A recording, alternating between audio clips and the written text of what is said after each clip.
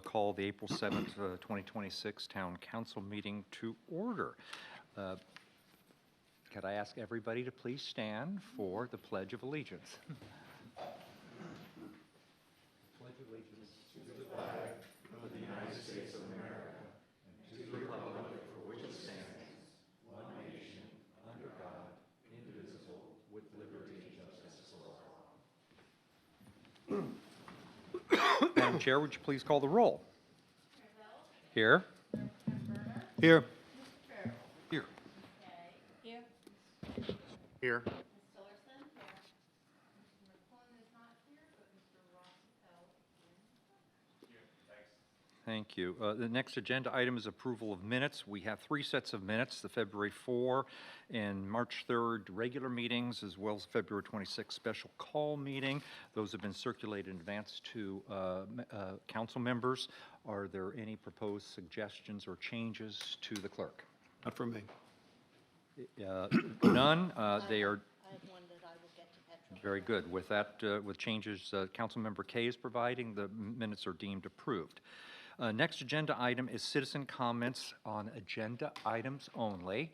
I would ask that if anybody wishes to discuss the proposed beach overlay district, that you hold those comments to the public hearing, because that will be specifically focused on that. So we'll now invite citizen comments on any other agenda item.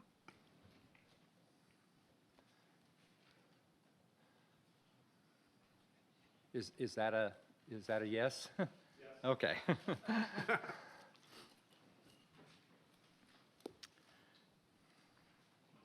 Mr. Nevin.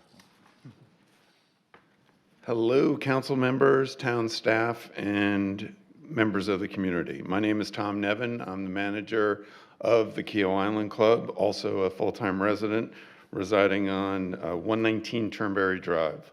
I appreciate the opportunity to provide comments as you assess the proposed fee change to the beach operations agreement under new business. Last year, the town imposed a beach operations agreement on the Keogh Island Club, specifically our Beach Club and the Cape Club. This new agreement and its fees are in addition to the business license permit fees and hospitality taxes the club already pays the town. The club was established in 1993 with its first property being the Beach Club. The club has been providing access to the beach in front of the Beach Club for over 33 years. We have recognized this as a significant responsibility on behalf of over 40% of the property owner base.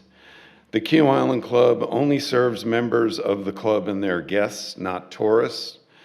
As a side note, the club takes significant pressure off the Kika and TOKI amenities and services, including boardwalks.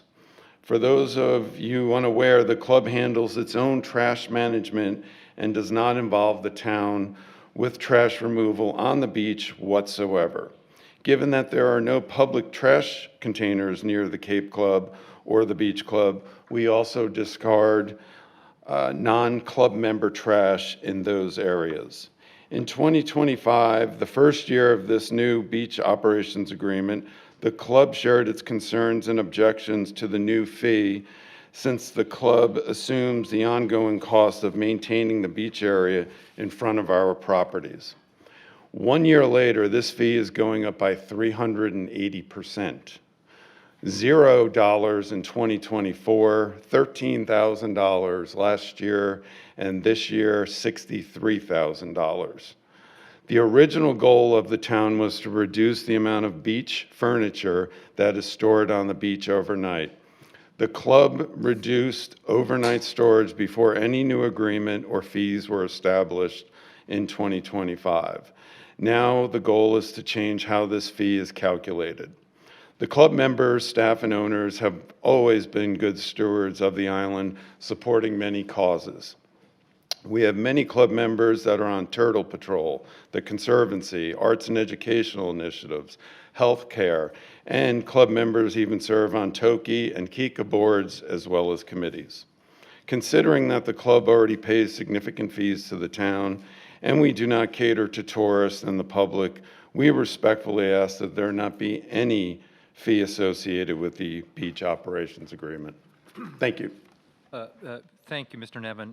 I don't know that you will necessarily want to stick around until we get to consideration of this on the agenda itself, but we would certainly invite your engagement if you were willing to do so as we discuss that at that time. Thank you. Okay. Any other citizen comments on agenda items? If not, we'll move to updates. Mayor update. I will, for the first time, perhaps ever, maybe the only time, will defer any comments at this point in time, given the anticipated length of this meeting. Councilmember Berner. Okay, I'll do a very similar thing. I'll just say the last month I spent a significant amount of time dealing with the construction manager at-risk contract, which you'll be hearing about later on today. That's for the new arts and cultural facility. Effort was well spent. In addition, spent a lot of time reviewing the beach with respect to the beachfront overlay, which will be discussed later on today as well. So both of those took up a tremendous amount of time, and I'll leave it at that. Councilmember Kay.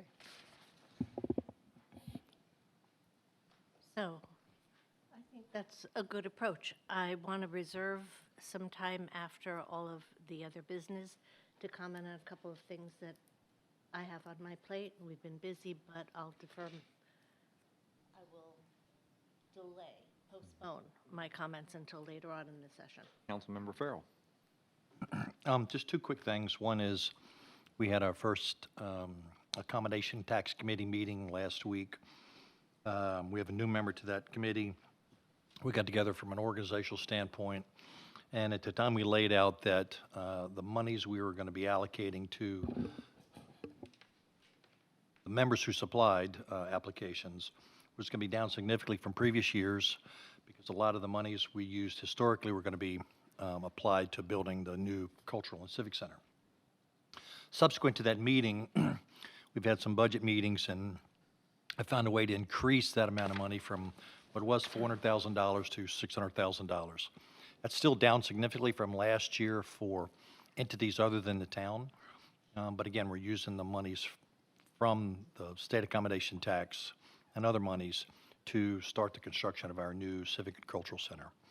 Number two, we have tomorrow, we roll out our new audit committee, and we'll have our first meeting. One new member on the audit committee. And what I would expect to come out of the audit committee, if not this meeting, then the next meeting is another study like we did last year, where last year we looked at our financial controls. This year we're going to look at, probably look at our internet system and our internet and software control systems. It's closely related to financial issues. There were some done last year, but this is a broader look at are our policies and procedures robust enough to protect us, given all the online use we use today. So that will, again, kick off tomorrow. Councilmember Spencer. I'll follow suit pretty closely, except for one comment. There's a lot of people here, and I think that's great. That's how the community and council stay engaged and the town stay engaged, not only to hear opinions and perspectives of the council, but for members of the community to understand how the deliberations and decisions are made on. Town Administrator. Just like to update in regards to, one, encourage everyone, if you have not signed up for our e-news or have our app download, please check out our e-news. We do push out a lot of information through those channels, but I do want to let everyone know that next week, probably Tuesday or so, on Betsy Carrison on Resurrection, coming inbound, you all may notice that there's kind of been a lot of patchwork by SCDOT. Part of the application today or on the agenda today is second reading annexation, so the town will own from Resurrection to the roundabout. But I'm only letting you all know this because next week we're going to be doing some patchwork. So there may be a little bit of traffic delays. Also doing some cleanup of the crepe myrtles, but we will have flaggers out there, so hopefully you won't see a lot of disruption in traffic. But that will start next week. I think it'll be about 1 or 2 days worth of work. That's it, Mayor. Thank you. I would now entertain a motion to move into public hearing on ordinance 2025-21. So moved. Second? All in favor? Aye. Aye. We are now in public hearing. Here's how we're going to proceed. I'm going to first. I'm sorry. Joanne talk first. Oh, I'm sorry. I'm going to ask the planning director, and I believe if she's here, the chair of the planning commission, to provide a little background and context as to where we are right now and how we got here. And then I will invite any interested community member who would like to comment on the proposed ordinance to do so. In contrast, given we want to provide everybody an ample opportunity to do so, in contrast to how we usually do things, I'm going to ask all comments to be held to 3 minutes so that everybody has a chance to speak. I will make an additional allowance if Mr. O'Kelly intends to comments, then I will not hold him to the 3 minutes. Mr. Mayor, I promise you I'll be 3 minutes. Okay. So I don't know, as the chair of the Planning Commission, perhaps will kick us off. Since this is a recommendation from the Planning Commission, it was a unanimous recommendation of the Planning Commission following several months of Planning Commission meetings, public workshops, and deliberations. Yes, thank you. Joanne Hennessy, 12 Blue Heron Pond Road, and as he said, I'm also chair of the Planning Commission. To give you a little background, this is something we've been talking about in protecting our beachfront for a couple of years. Back when Councilman Farrell was on the Planning Commission, we worked on this, and through the comprehensive plan, which Councilwoman Kay also was very involved in. Through this process, the community has told us repeatedly there has been significant incursion onto, closer and closer building to the beachfront over the years by both single and multifamily dwellings. The dune structure is a key protector of this island. This is for all of us, not just people who have houses on the beachfront. In the comprehensive plan, we talk extensively about resiliency, about habitat protection. How can we do this? Well, we can't change what happened in the past, but we can protect our island going forward. So we started looking at this, and we are looking at the whole 8+ miles of the Kiowa beachfront and dune system. How can we protect this? We had a whole bunch of public forums, which were attended by the resort, by KICA, by members of the Regime Council, and we followed up with all of them on their concerns, made adjustments to try and make this as fair and equitable as possible, but also doing our main goal, which is to protect the beachfront. We did extensive research with Google Earth photos and the Coastal Science Engineering reports to look at what is actually happening with along Kiowa's dynamic beachfront, and it's different along different parts of the beachfront. So after all that research, we crafted a regulation which created buffer zones. The goal of these buffer zones is to protect Kiowa. This is to benefit all of us. The dunes protect us from storm incursion. They provide habitat. There's vegetation there. This is important for all of us. Okay, and this is what was told to us by all the people who answered all our surveys for the comprehensive plans. It was overwhelming that the beachfront is one of the main assets of Kiowa, and we want to live with nature and have our habitats protected. So we created these buffer zones, which are consistent along the entire 8+ miles of the beachfront. Okay. Then we looked at it, and there are some properties on the western part of the island that are more materially impacted by this overlay zone than some other properties. So first of all, let's make something clear. Once this overlay goes into effect, houses that have either their pool or part of their homes in this overlay district become what are called non-conforming. Non-conforming are subject to the non-conforming regulation, which means if there's a hurricane or some sort of natural disaster, houses can be rebuilt. There's been a lot of misinformation out there. houses can be rebuilt where they are now. There's no limitation on that. They cannot increase their nonconformity, but they can rebuild on their current footprint. Okay, so homeowners are protected on that. In some of the lots, if there is question about the building footprint, if with these zones, different lots are affected different ways, if the footprint is impacted such that a homeowner feels they can't build a house, there is in this regulation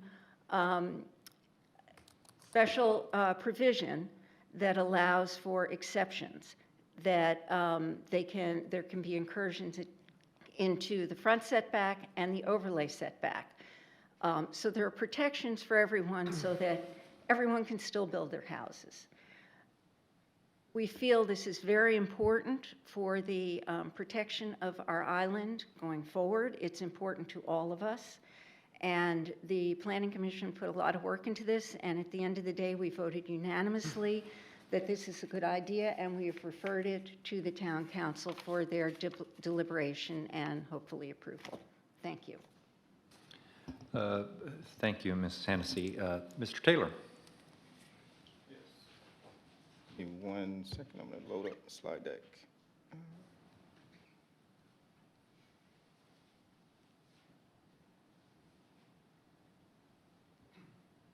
I'll begin walking through, thank you, Ms. Hennessy from the Planning Commission, who has outlined in detail kind of where we are regarding this particular proposal. What is,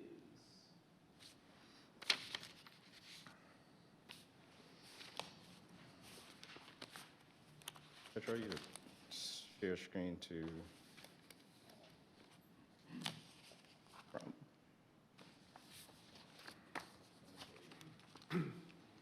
there we go. So I'll begin by just walking through really slowly where we are in the process to date, and then after the actual timeline of where we are to date, really go through the ordinance structure and what's been proposed, and maybe address some of the particular concerns or questions that have been raised to date, and really begin to share the foundation. So this has been going on for quite some time. The original proposal, or at least introduction to our Planning Commission, dates back to March of 2025. And so today we're at what we're considering public hearing and consideration for second and final reading. Through almost, I guess, a year's time, many public meetings and many public workshops have been held, in addition to being reinforced by our recently adopted in the fall of 25, our comprehensive plan, which is Kiwa Next. And so this included our Planning Commission meetings. The initial recommendation from Planning Commission was submitted to Town Council of September of 10 in 2025, and then following that particular recommendation, we held a public workshop with Town Council. And since then, the ordinance has been what I'm calling massaged through a number of public sessions and workshops. There was a stop over to a KICA board meeting in November of last year, and following, like I said, a sequence of many meetings, the opportunity to really engage with stakeholders. So the purpose and intent of this particular drafted proposal of the Beach Overlay Zoning District is really intended to be multifaceted. There are multiple areas of interest or considerations of why this proposal has been outlined or structured the way it is. And I'll go through those 7 things right now. And one, I think Ms. Hennessy outlined, the true intent is really protecting the integrity and natural function of our beachfront. As we shifted into Kiwa Next, which is our comprehensive plan, that focus that Town Council adopted in 2025 really wanted to put Kiwa in the leading front regarding resiliency. And so supporting coastal resilience, that's one of the factors or purpose and intent of this proposed ordinance. We want to be able to reduce the amount of risk that is involved in the greatest, or arguably, I guess, the greatest. Some may say the marsh might be greater than the beach, or but why Kiwa is important, which is our natural resources. The second being with a balance, the public interest. As part of that exercise, we heard a number of comments desiring or essentially demanding that the town really take priority in preserving Kiowa's natural existence and its coastal resources. Of course, the character of Kiowa is important. Within our comprehensive plan, this idea of living with nature was birthed life, and that's the understanding that Kiowa is now at a mature level. And so, whereas where we are in the state of entering redevelopment is ensuring that as we move forward, we definitely consider the past and knowing that our next stage or next era of Kiowa must still continue to prioritize nature. Continuing, there's no question of how much value the wildlife habitat and ecosystems provide to Kiowa. And so this proposed ordinance and intent does definitely want to be able to preserve the wildlife habitat. Our dune areas are that scraggly, scrubbly stuff. Jim probably has a better word to describe it, but that's where a lot of our habitat exists. On the ocean front, we want to be able to preserve that.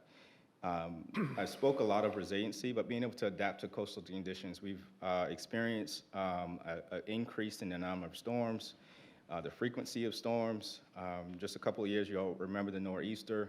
Those things are changing constantly, and so this particular ordinance really sets the foundation to be able to respond in advance or adapt to those changing climatic events.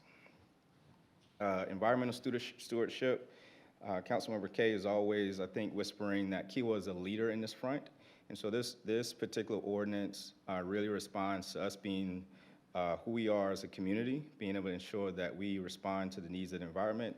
And then the final part of this purpose and intent is really being able to minimize effects when it comes to flood damage and erosion. All of these particular purpose and intents, I like to say that they're an equal footing, so not one stands over the other, but they all complement the integrity of being able to preserve the dunes. And I'll continue, as I spoke a lot about the comprehensive plan, I'll kind of maybe go through these particular slides pretty quickly, but the proposed ordinance is all set up based upon the adoption of our Kiowa Next comprehensive plan. And so there were 4 elements or priorities set this year, 1 being development and growth, 2 being the community experience, 3 being infrastructure, and the 4th being resiliency. This proposed ordinance, I would say, taps 3 of those priorities for the town, and 1 being development and growth, focusing on how strategically we can really remain or keep development remaining in the same context of nature. And so you see there at the bottom there that's highlighted, we want to be able to prioritize the connection that Kiowa from a built environment has with the natural environment. The second being natural resources and preserving the community experience. 1 being most residents, property owners, even visitors, their first time experiencing Kiowa is because of the unique experience that from a nature standpoint, it's uncomparable to many other coastal communities. And so to protect this resources of the beachfront, including its flora and fauna, including its wildlife, and amidst all of the particular challenges of front regarding sea level rise and other environmental risks, the natural resources element or focus in a comp plan is critical.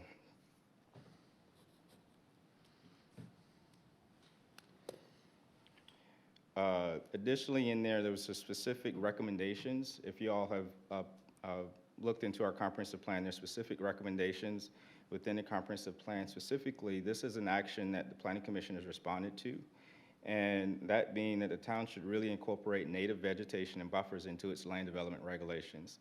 So this is a direct recommended action that was already in process, if you will, from November to date.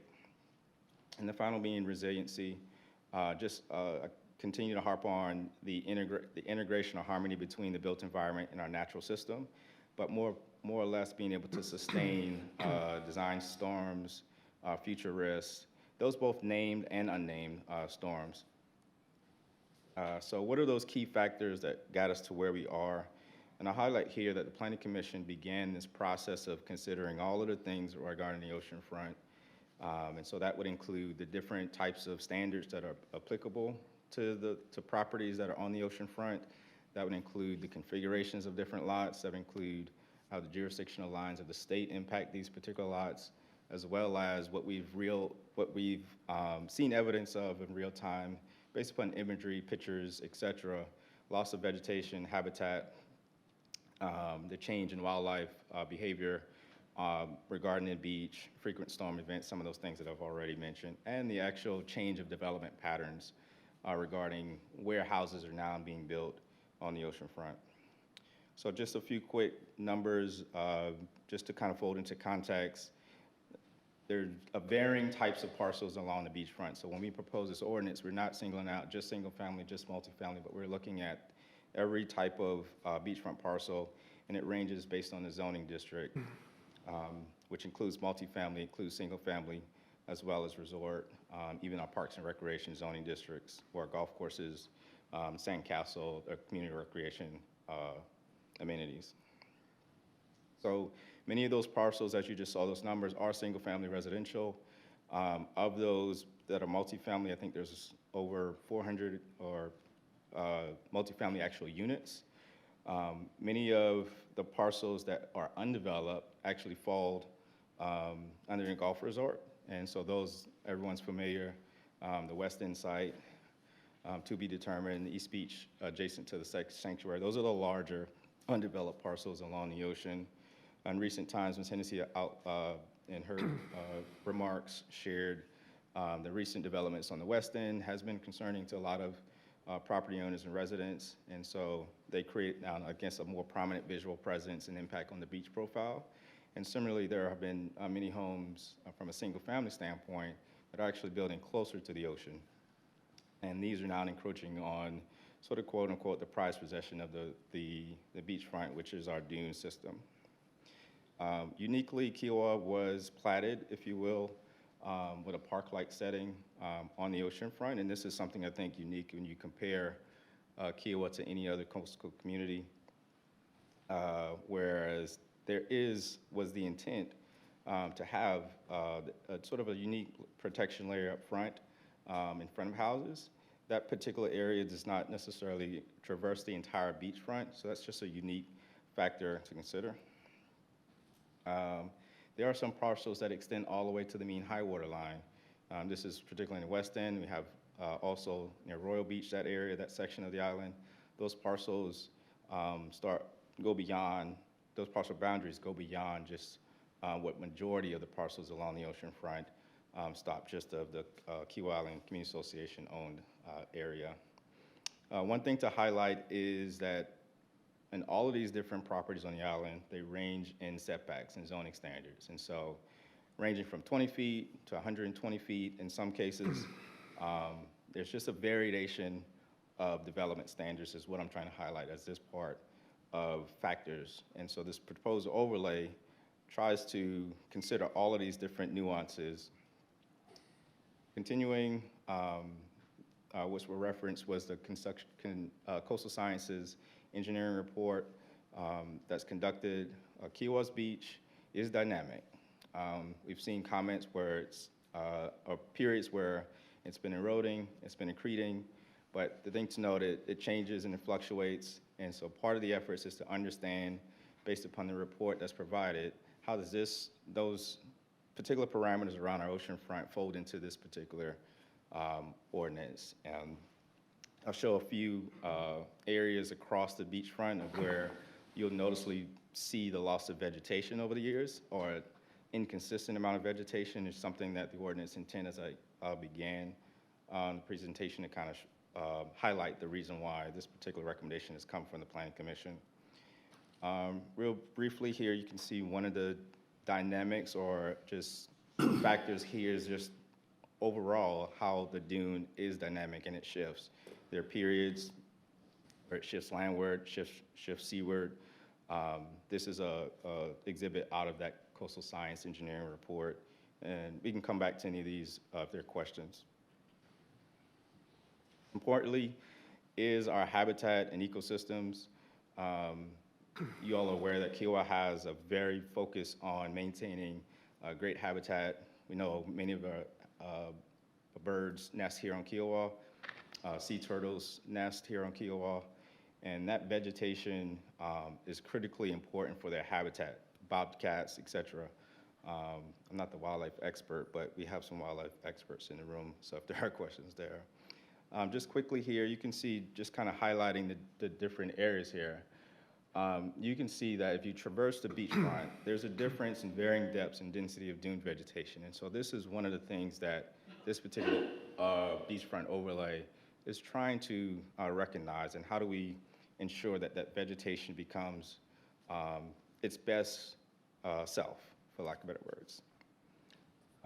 What I have now in the next few slides is just some images, so I'll flip through those, which shows in sort of a timestamp from different sections of the island. So you say this is in 2001, and I'll flip quickly here through these so you kind of see. The idea is to look at the amount of vegetation over time that's lost on the ocean front, and that equates to habitat. So we'll continue to look. Here's 2009, and I'll flip back so you can kind of see that, yes, they do increase sometimes, and they do also decrease. So here you have 2025. So if you go back, here's about 2012, and if you go to where we are present day, you can see how much vegetation has really been lost on the ocean front. Continuing on another section of the island, similarly. 2017, you can see the density of that vegetation. I want you to pay attention really just at the property boundaries of the particular slides. And you can see the amount of vegetation that's lost over time. Continuing, this is on the west end. Similarly, you can see just the amount of vegetation over time.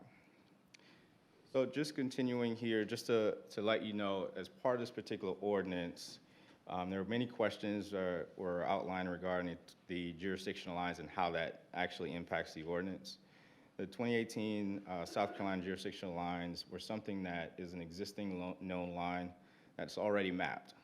So Planning Commission staff, we looked at this particular as our foundation setting of how we potentially could use a known surveyed line existingly and begin to develop some considerations for this proposed overlay. And so just kind of to note, the baseline is the most seaward line, the setback line is the most landward line. So if those two words come up later in the ordinance, you understand that the baseline is the more seaward. What I want to do highlight while I am here, we all are maybe aware, and you're not maybe aware, in 2026, where we are today, the South Carolina will be updating those jurisdictional lines. As crafted today in the proposed ordinance, Planning Commission would need to make a recommendation on the overlay regarding those new lines. The ordinance is based on the 2018 lines. It's not saying that it will be changed, but the 2018 lines is what's in the current recommendation. So once those new lines have been adopted, the ordinance suggests, or not suggests, but outlines that the Planning Commission will review those new lines and then make the determination whether or not there needs to be any adjustments to any of the standards or what's being recommended or what's in the proposed overlay. So there might be a question, what's an overlay zone? These are really common across the planning world. It is a tool that's been used really to kind of help balance, particularly in our instance right here, the environmental interests, community interests along particularly coastal areas, whether it's preservation of community character, whether it's looking at certain protections. But many coastal communities use this particular tool, and this is outlined in our state statute as one of those planning tools, if you will, that allows us to rather further restrict the base zoning or actually relax particular standards in base zoning. So now I'll transition members of council to the actual ordinance, so kind of give you really what does the ordinance say, what are the actual components to the ordinance. And so the ordinance is actually structured in establishing 2 buffer zones. These 2 buffer zones, and I'll show you an image of what those look like, but the first buffer zone buffer zone A. A is closest to the ocean, and that being what I'm going to label as the most restrictive zone. This is closer to the ocean, and that's identified as 50 feet. The second buffer zone B, is closest landward, away from the ocean. And I'll get into the specifics of each of those zones momentarily. And John, just to press pause on that one point, there's been, I think, some confusion because there is a reference in the ordinance to 150 feet. But the buffer zones do not run 150 feet from Correct. the jurisdictional line. Correct. Let's just do it here. So this is an exhibit that many of you have probably already seen. I'll start left to right. And so that red line represents the 2018 jurisdictional baseline. So that's closest to the ocean. That first buffer zone represents in the pink area, purple, it's first 50 feet. To the mayor's comment just a moment ago, the proposed overlay addresses every property that touches 150 feet from the baseline. So if your property is in a distance of 150 feet from the baseline, then you are subject to the ordinance. Doesn't mean the ordinance necessarily impacts your property, but you are subject to the standards that are within that ordinance if you are 150 feet from the baseline. The second zone there in yellow is the second 50 feet. And so you're starting from buffer zone A, that first 50 feet. So collectively, the two buffer zones are 100 feet. For purposes of this exhibit, the hatch area represents every property that touches under the overlay. So if you've seen online this exhibit or the beachfront overlay tool that we have linked, you would see this hatched area that touches every property within 150 feet of the baseline.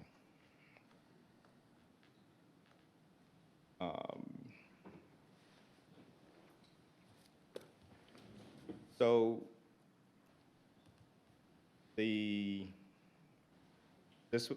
regarding nonconforming, I think this Ms. Hennessy kind of highlighted in her comments. I want to just ensure that or reassure the question or concerns that were raised regarding nonconforming structures. As structured, the ordinance points back to our existing nonconforming ordinance, which means any property owner that now this proposed overlay impacts, that existing structure would become nonconforming.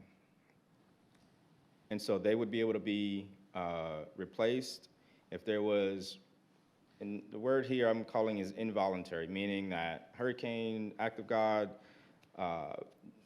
any of those natural forces being named here as listed in our ordinance, you would be able to rebuild.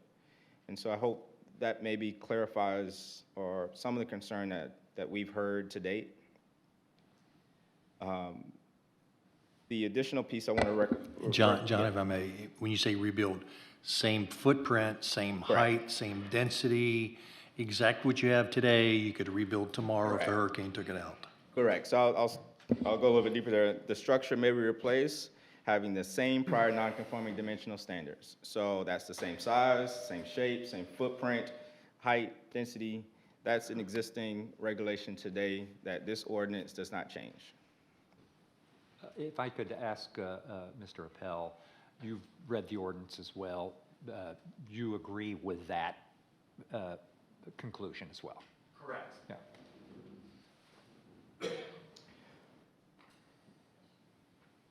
I want to go back to one thing I did skip on this particular slide, which was beyond the two buffer zones, the ordinance, the proposed beachfront overlay zoning district does prohibit oceanfront erosion control devices. So bulkheads, seawalls, those types of things, that would be a prohibition now moving forward if this is adopted.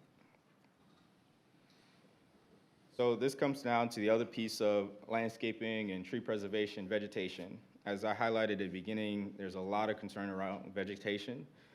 We want to be able to retain the ability for dunes to recover and be planted with native coastal species. species. So the ordinance actually outlines in our landscape and tree preservation ordinance an increase to the native requirements, or if there is removal of vegetation, any mitigation requirements existing right now at 70%. The ordinance does recommend that that goes to 100% native species. Tree pruning, maintenance, that is an existing allowance. This is not changing the ability for property owners to do routine pruning and trimming. There is an a proposed exemption for golf courses. That was feedback that we received from the resort, and that was folded into this particular recommendation by the Planning Commission. And so the next sort of component to the proposed ordinance is this administrative relief that's been recommended. And so I'll show through a few graphics that kind of help illustrate this. But the understanding that there's built-in administrative relief, so that means as long as the property meets certain criteria, that property would be entitled to have administrative relief, whether that be a reduction of the front setback or an allowance for increased greater coverage within that second buffer zone. So let's kind of walk through those criteria. The first being that there's at least no greater than a half-acre of highlands. The second being a property owner would need to submit a current survey that shows where those property lines are, where the setback lines are, the jurisdictional lines, as well as these established buffers. So that shows that we're taking in the most recent updated information from a site context in consideration of these administrative relief thresholds. And then the second being the first buffer zone, if it touches the buildable area or building area. And I'll show that in the graphic momentarily. The next criteria is if both A and B, those two established buffer zones, if they collectively impact at least 30% of your building area, that's the final threshold which you would be able to have those administrative reliefs. So the Planning Commission really tried to consider the impacts that it would have based on what's being proposed by these buffer zones. So here's just a quick cartoon of the oceanfront. It's not drawn to scale, but the blue represents where a house could be built, your building area was set up by your established setbacks. The first administrative relief, which was a reduction of your front setback, that's the highlighted area here towards the street side. The bottom of the screen is the ocean. The top of your screen would be towards landward towards the street. So if you met those criteria, what the ordinance allows is you to have a greater footprint, a greater building area on the front side of your property. That's the first one. The second is the ability to increase the amount that currently would be restricted within that second buffer zone. So this yellow area, as currently allowed in that buffer zone, only 20% of impacted area would be allowed. If you meet those criteria, you would be allowed to go up to 30% in that particular area. And so that's the highlighted pieces, the criteria that's been outlined in this administrative relief that grants the ability for a property owner who's impacted by these particular buffer zones.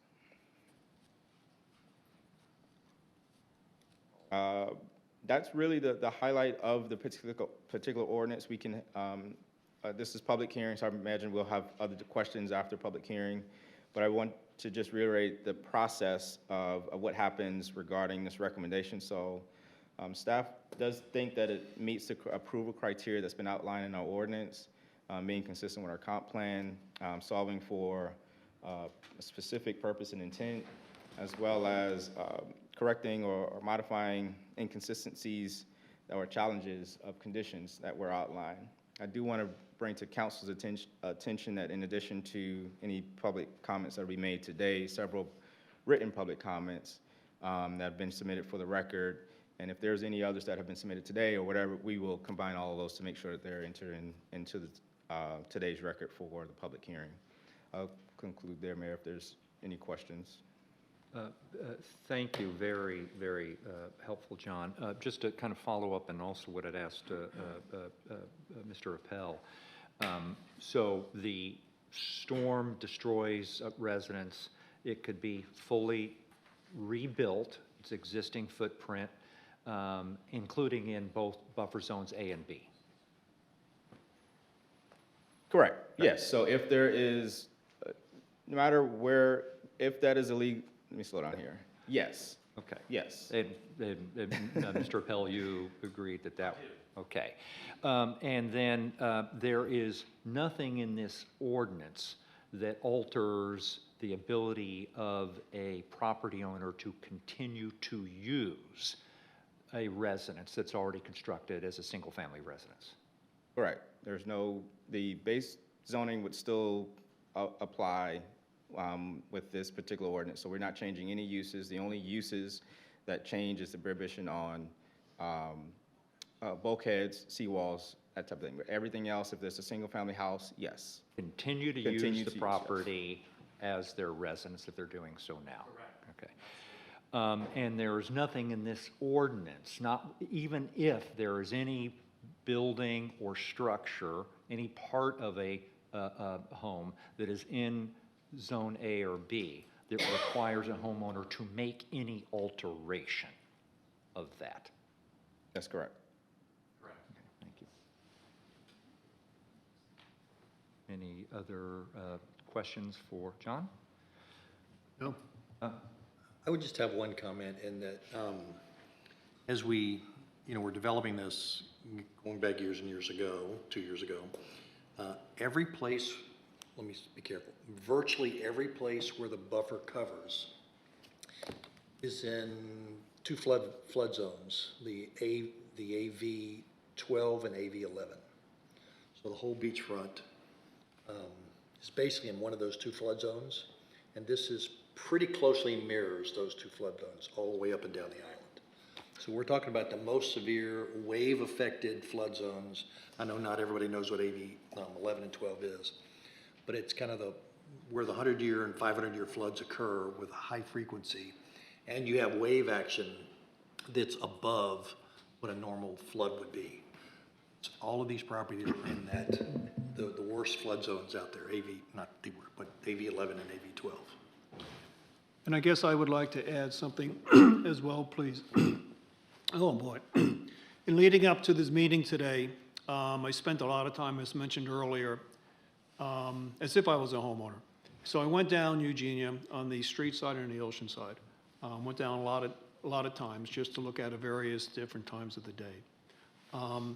There are certain instances where the current homes, if this beachfront overlay doesn't get passed, are already non-conforming structures. Already.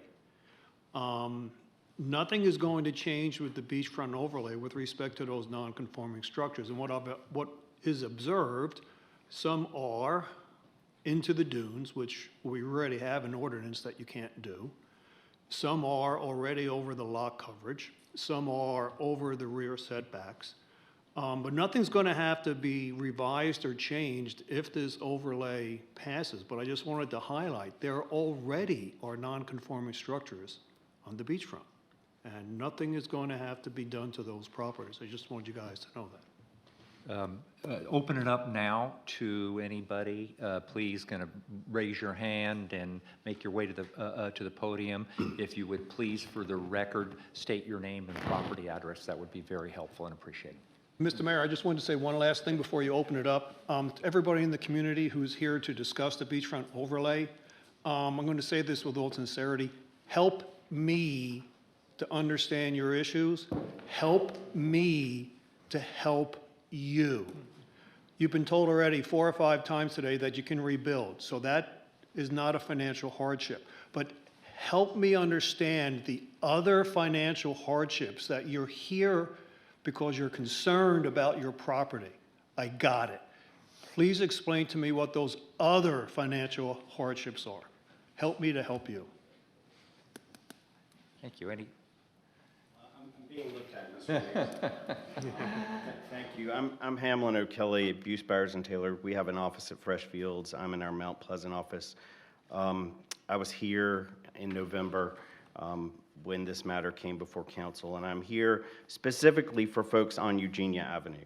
My clients are individuals, trustees of their trust, LLCs that own property that stretch on that stretch of beach that Mr. Brenner walked, the landward side and the seaward side. They stretch from 77 Eugenia in the east to 25 Eugenia in the west. And my clients are here to object and want me to object strenuously to the adoption of this ordinance. Last week, I sent Ms. Tillerson our objection along with a draft summons and complaint that will be filed tomorrow if this ordinance goes through. The reason for this complaint is that we see this as this overlay as a solution that is looking for a problem. What you just heard from Ms. Hennessy and Mr. Taylor, really they've tipped their hand in the town's hand. Folks are mad that the Cape got built. I'm sorry. Folks are mad that the timbers got built. I'm sorry. But that horse is out of the barn. It's down the street. It's been run over by a bus. I'm sorry. Trying to create this overlay district does not prevent development like that from occurring in places where it's zoned to be developed like that in the future. There are plenty of regulations in place, including flood zone regulations. The state's re-examining of the baselines in 2026 may make all of this moot. They may move the lines further landward. We don't know. But the complaint that we have, my clients will incur hundreds of millions of damages to their property for the reasons we've stated in our complaint. This is, and Mr. Mayor, you and I had a discussion about this in November, this is an inverse condemnation. This is a reverse spot zoning. I know that y'all are going to go into executive session with my friend and colleague, Mr. Appel, who will probably explain these things to you. But again, if the ordinance passes, this suit will be filed tomorrow as an example of overreach. I'm in possession of the letter from the Kiowa Island Community Association dated April 6th that was forwarded to me. I know y'all have met with Kika several times. They are against this. They represent some 4,500 property owners on the island. I would hate to think that the town would be going against the will of 4,500 property owners. I understand the dynamics of the politics on Kiowa are very different because there are 200 voters, and y'all answer to 200 voters and not the 4,500 property owners. What Kika has said in their letter is applicable to my clients too, because the Sandcastle property will be affected in the same way. We are concerned about the non-conforming use language in the statute, and even more concerned with the zoning administrator becoming judge, jury, and executioner as to well, I can go up to 30% if he or she allows. I can do this at the whim of this one official. There's not a lot of criteria. There's not a lot of processes set forth in the statute as to how that would work. Also, as I said, this being a year in which the baselines are being re-examined, we think this is premature. We don't think that there are adequate safeguards in the current statute as it's written, even though it's been massaged and tweaked greatly since we were here in November, and I thank the town and their attorneys for that. In addition to Kika, I know y'all have received objections in your packet from the McMahons at 41B Eugenia, the Jonases at 47, the Beutlers at 41, the Wagners at 55, the Savarizis at 53, the Harrigans at 51, the Kamenkows at 45A, the Johns at 67, the Hollands at 37, the Myers at 65. Those are in your packet. There were also additional objections sent by the Aldridges at 75 Eugenia, the Chiacanos at 25, Ms. Rubin at 57, and the Nickersons at 35. Y'all are looking at years of litigation and litigation expense if this goes forward, and I hope it doesn't. Thank you. Can I ask, you were going to go first? You know, if he's willing to entertain a question, please go ahead. I've got some questions. First of all, Well, I'd like to... I'm happy to answer questions, but I don't, I'm not under oath, so do I need to swear in or anything? No. Okay, all right. No, I'm just trying to understand. But first of all, I've got the Kika letter in front of me. I've read it many times. I just ask you to be careful representing that. They are not against it. They don't say that. They're talking about concerns that need to be They, addressed. if you read between the lines, I would say that they're against. I'm it reading because- the lines. Yeah, I'm yeah, not reading but between them. reading between them. We are concerned that as currently structured, the ordinance would impose substantial and potentially unintended limitations on Kika. I don't know how you could say they'd be for it with that kind of language in this letter. They said that they need to be addressed. Correct. And that's part of what this hearing's about, and the ongoing engagement has been, is identifying concerns, addressing them. They also don't purport, even though we know they're a 4,500-person association, they don't represent that they're representing all of those people in the association. They're representing Kika-owned property. Right, but if you look at any There's not corporation. 4,500 people that signed this letter. Well, that's like saying the town council is only representing your 5 interests here. That just doesn't make sense. They're representing I'm just their reading the letter. constituent, I understand, but they're representing their constituent members because who's a part of an association?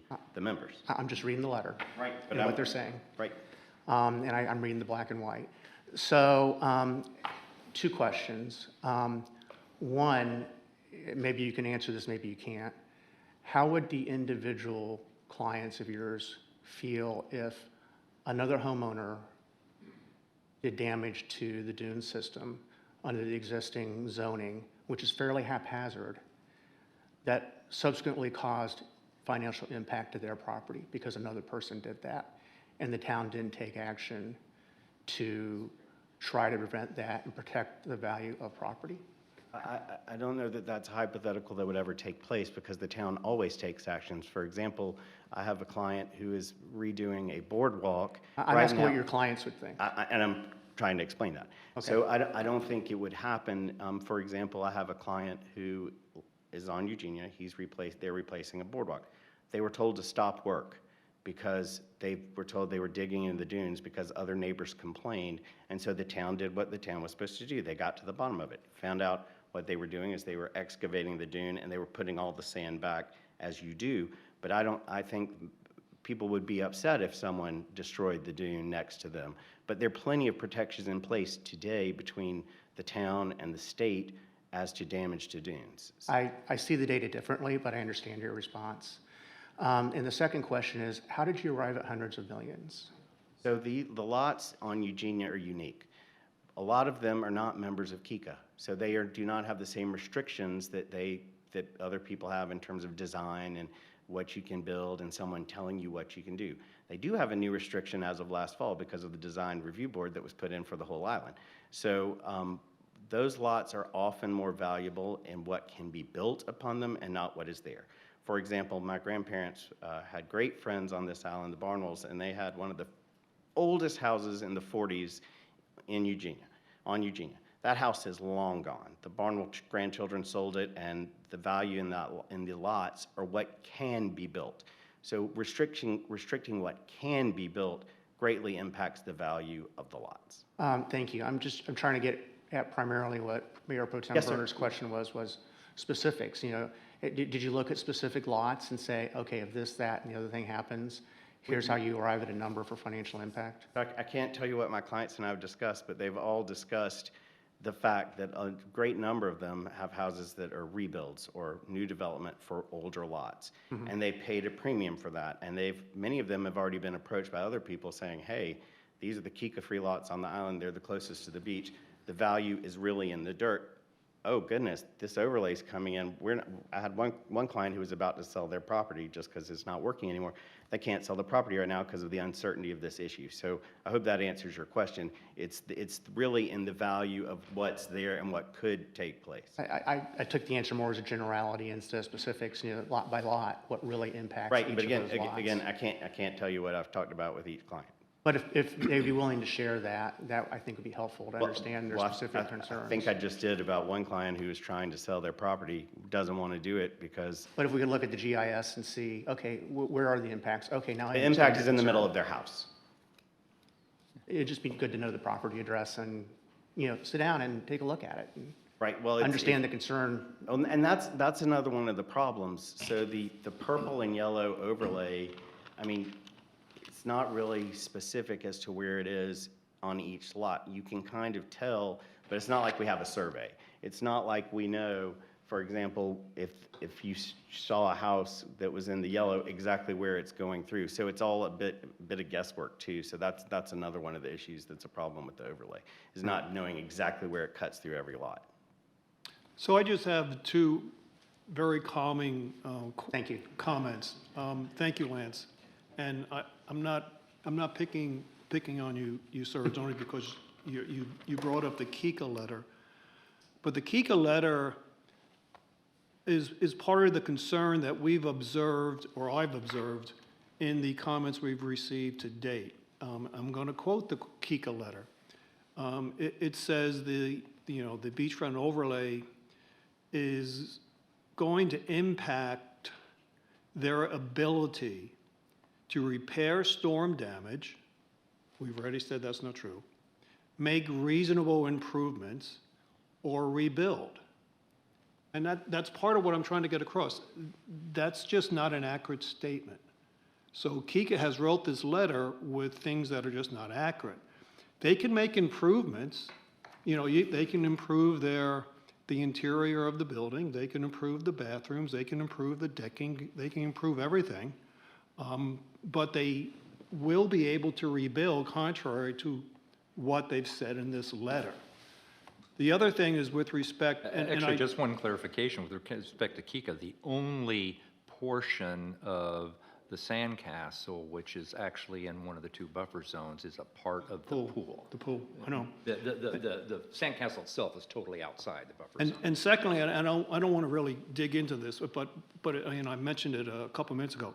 With all sincerity, I really, really want to hear the individual homeowners' concerns.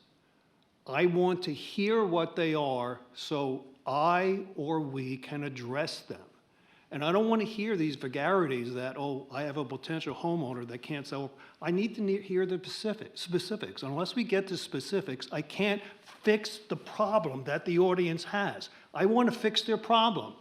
So I need the data. In the letter from Kika, it says they can't improve the property. They can't expand the pool. They can't change its footprint. That pool is stuck as it is from time immemorial under this overlay. And it's already non-conforming, which is what I said They before. can improve it, they can't expand the footprint. Right, but what does improve mean here? But they can't expand because it's already non-conforming. And they're already cut into the dunes, which you're not allowed to do. Right, so if they're not allowed to do it, why put another regulation on them? There's other things that Mr. Taylor talked about. We should go, I don't want to get into the details, but again, I want to hear from your clients. I want to help The problem them. becomes then, if you don't want to get into the details, what are we doing here? I'm looking for the details of your clients. No, the details are in the ordinance. My client shouldn't have to come to you all and say, time out, stop. They are the ones who, y'all have been ramming this down their throats for a year without their, We're let me here finish, now, let me finish. time out. I want to hear their specifics so we can fix it. We've told you the specifics. You're taking away their rights to redo. By property. All right, well, I guess we'll see y'all downtown. If I could just share though, real quick, that I've often been in your shoes. Before I was on council, I was at that podium a lot. Sure. For some of the things you talked about. Public engagement is important. It's a two-way street. So I disagree with your statement. They shouldn't have to come talk to us. So just if I can, Mr. Hamlin, in your letter that you'd sent to council a week or so ago, I think you asked for a kind of a further seat at the table for your clients and requested that we have further debate. So, I mean, we believe we provided multiple table settings, and there hasn't been much participation in those table settings heretofore. You haven't taken advantage of the seats.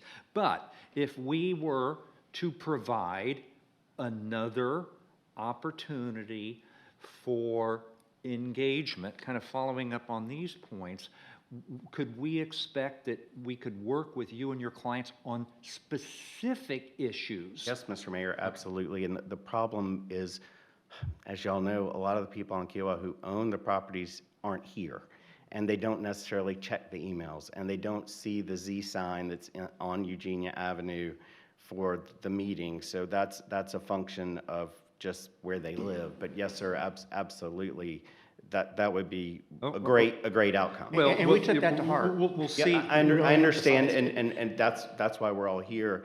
And also, and this is rather cynical, but until you get one reading and, oh my gosh, they're going to pass the second reading, there is almost a lack of a sense of urgency on people's parts, because they go, they've kicked the can down the road. you know. So I do appreciate that. I would note that at the first reading, which was 5 months ago. Correct.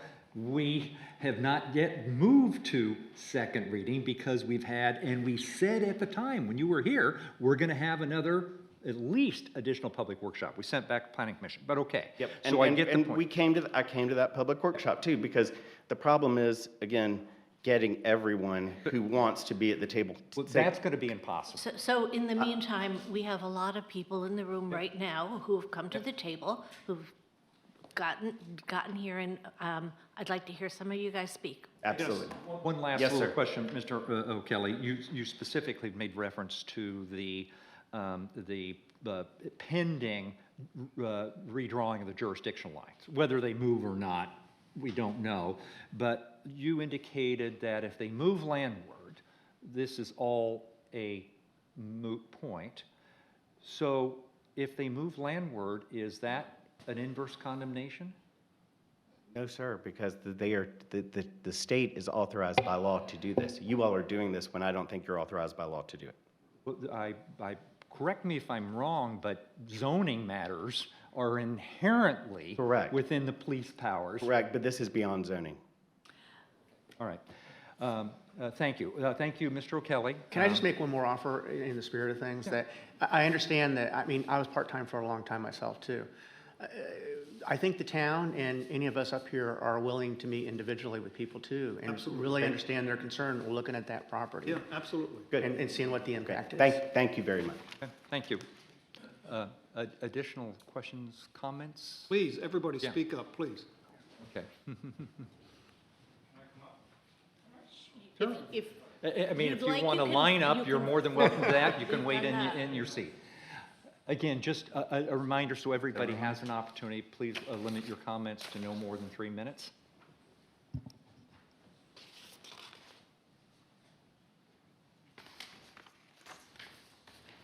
Good afternoon.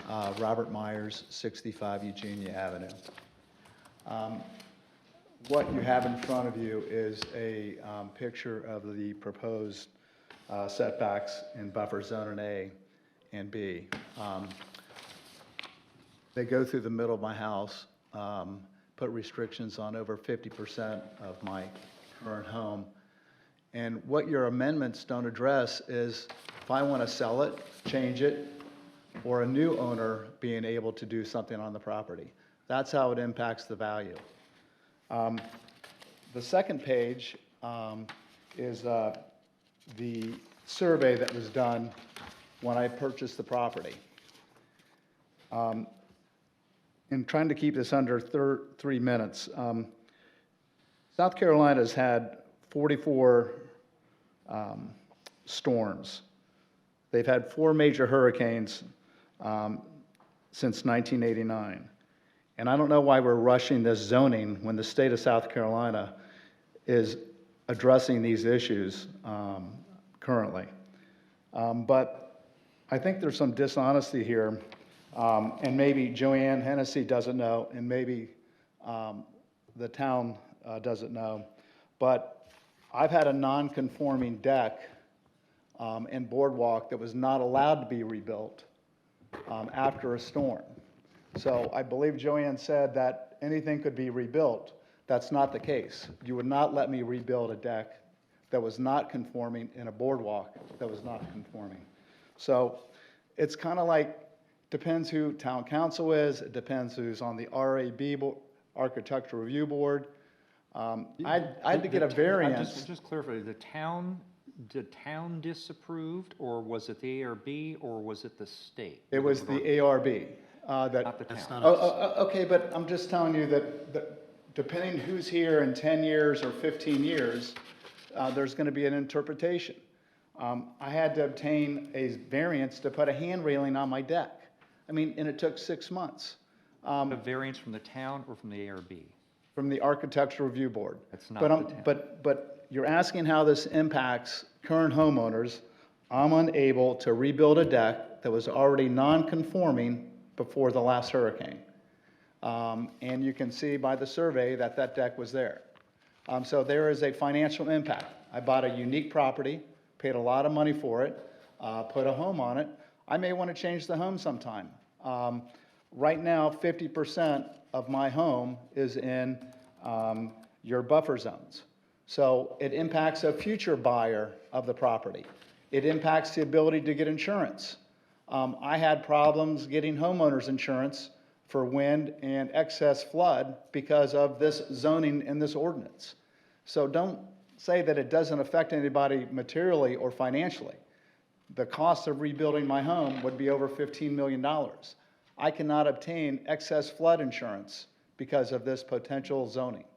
So there's impacts to others, maybe differently on Eugenia or Surf Song or Mariners Watch. But I think you have to adopt to what the state of South Carolina is going to do this year. I don't know why this is being hurried through. And I believe Mark Pramar even made comments similar to that. There's no hurry in doing this. Mark's done a lot of land planning on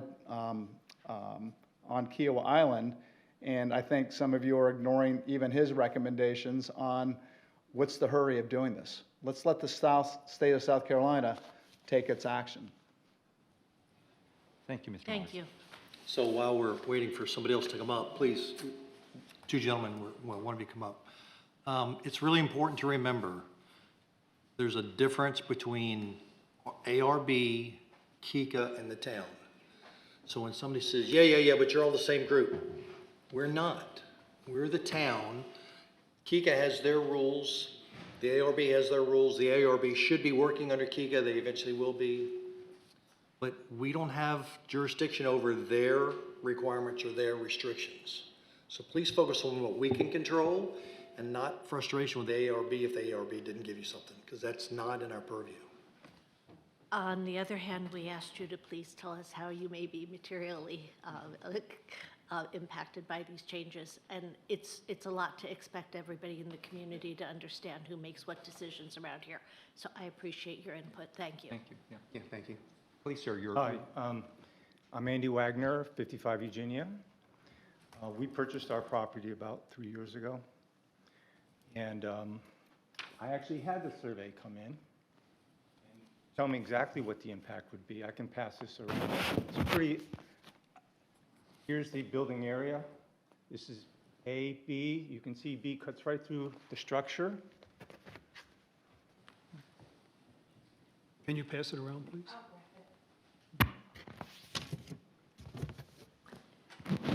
AB, you're talking the A buffer, B B buffer? buffers, yeah. Would that fall under the administrative relief, Mr. Taylor, do you know? Not to put you on the spot, but putting you on the spot.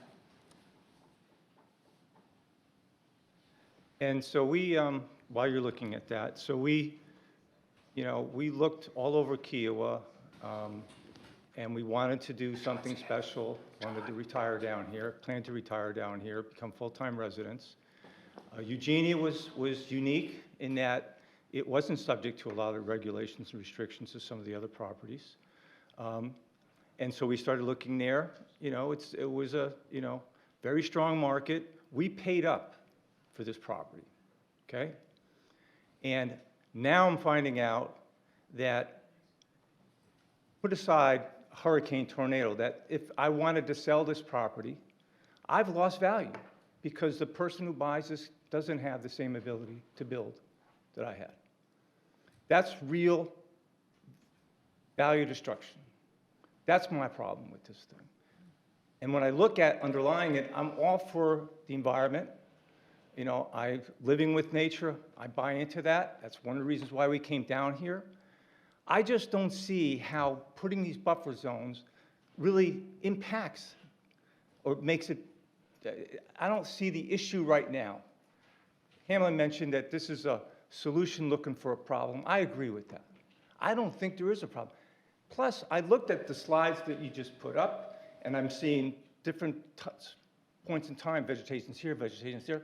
I don't think this buffer zone does anything for that. I don't see the connection. I don't see the connection between 50 feet or 100 feet. They're like arbitrary. It seems like this is just like about the aesthetics. It's about Eugenia has these big houses on the waterfront, and you hate it. That's my view, okay? And as a result, when we look at our properties and the fact that we paid up for them, and they're worth, and I feel bad for people who haven't, you know, who just bought and are planning to make improvements, and now they can't. And I'm experiencing that to a certain extent right now, because we wanted to make an improvement, which is within the buffer zone. We filed for a building permit, and we basically told, you can't do it. This is under consideration. You know, you'll have to wait until see what happens. So we're already impacted by that. So I would really like the town to consider more scientifically what buffer zone is really needed. I think 100 feet is just crazy. The fact that it cuts into, and the people who are involved in this little effort here to bring this to your attention, they all have like 30%, 40%, 50% of their building, their foundation, is being impacted by this or by their property. So that's value destruction on a huge scale. I think that, you know, if there's some sort of grandfathering, I'll use that term, non-conforming, but grandfathering, there's some sort of grandfathering, it should not just apply to tornadoes and everything else, it should apply to anyone who buys my property. They should be able to replace what I have there in the same footprint. I mean, at a minimum, that should be the case. Thank you. Thank you, sir. Yes, sir.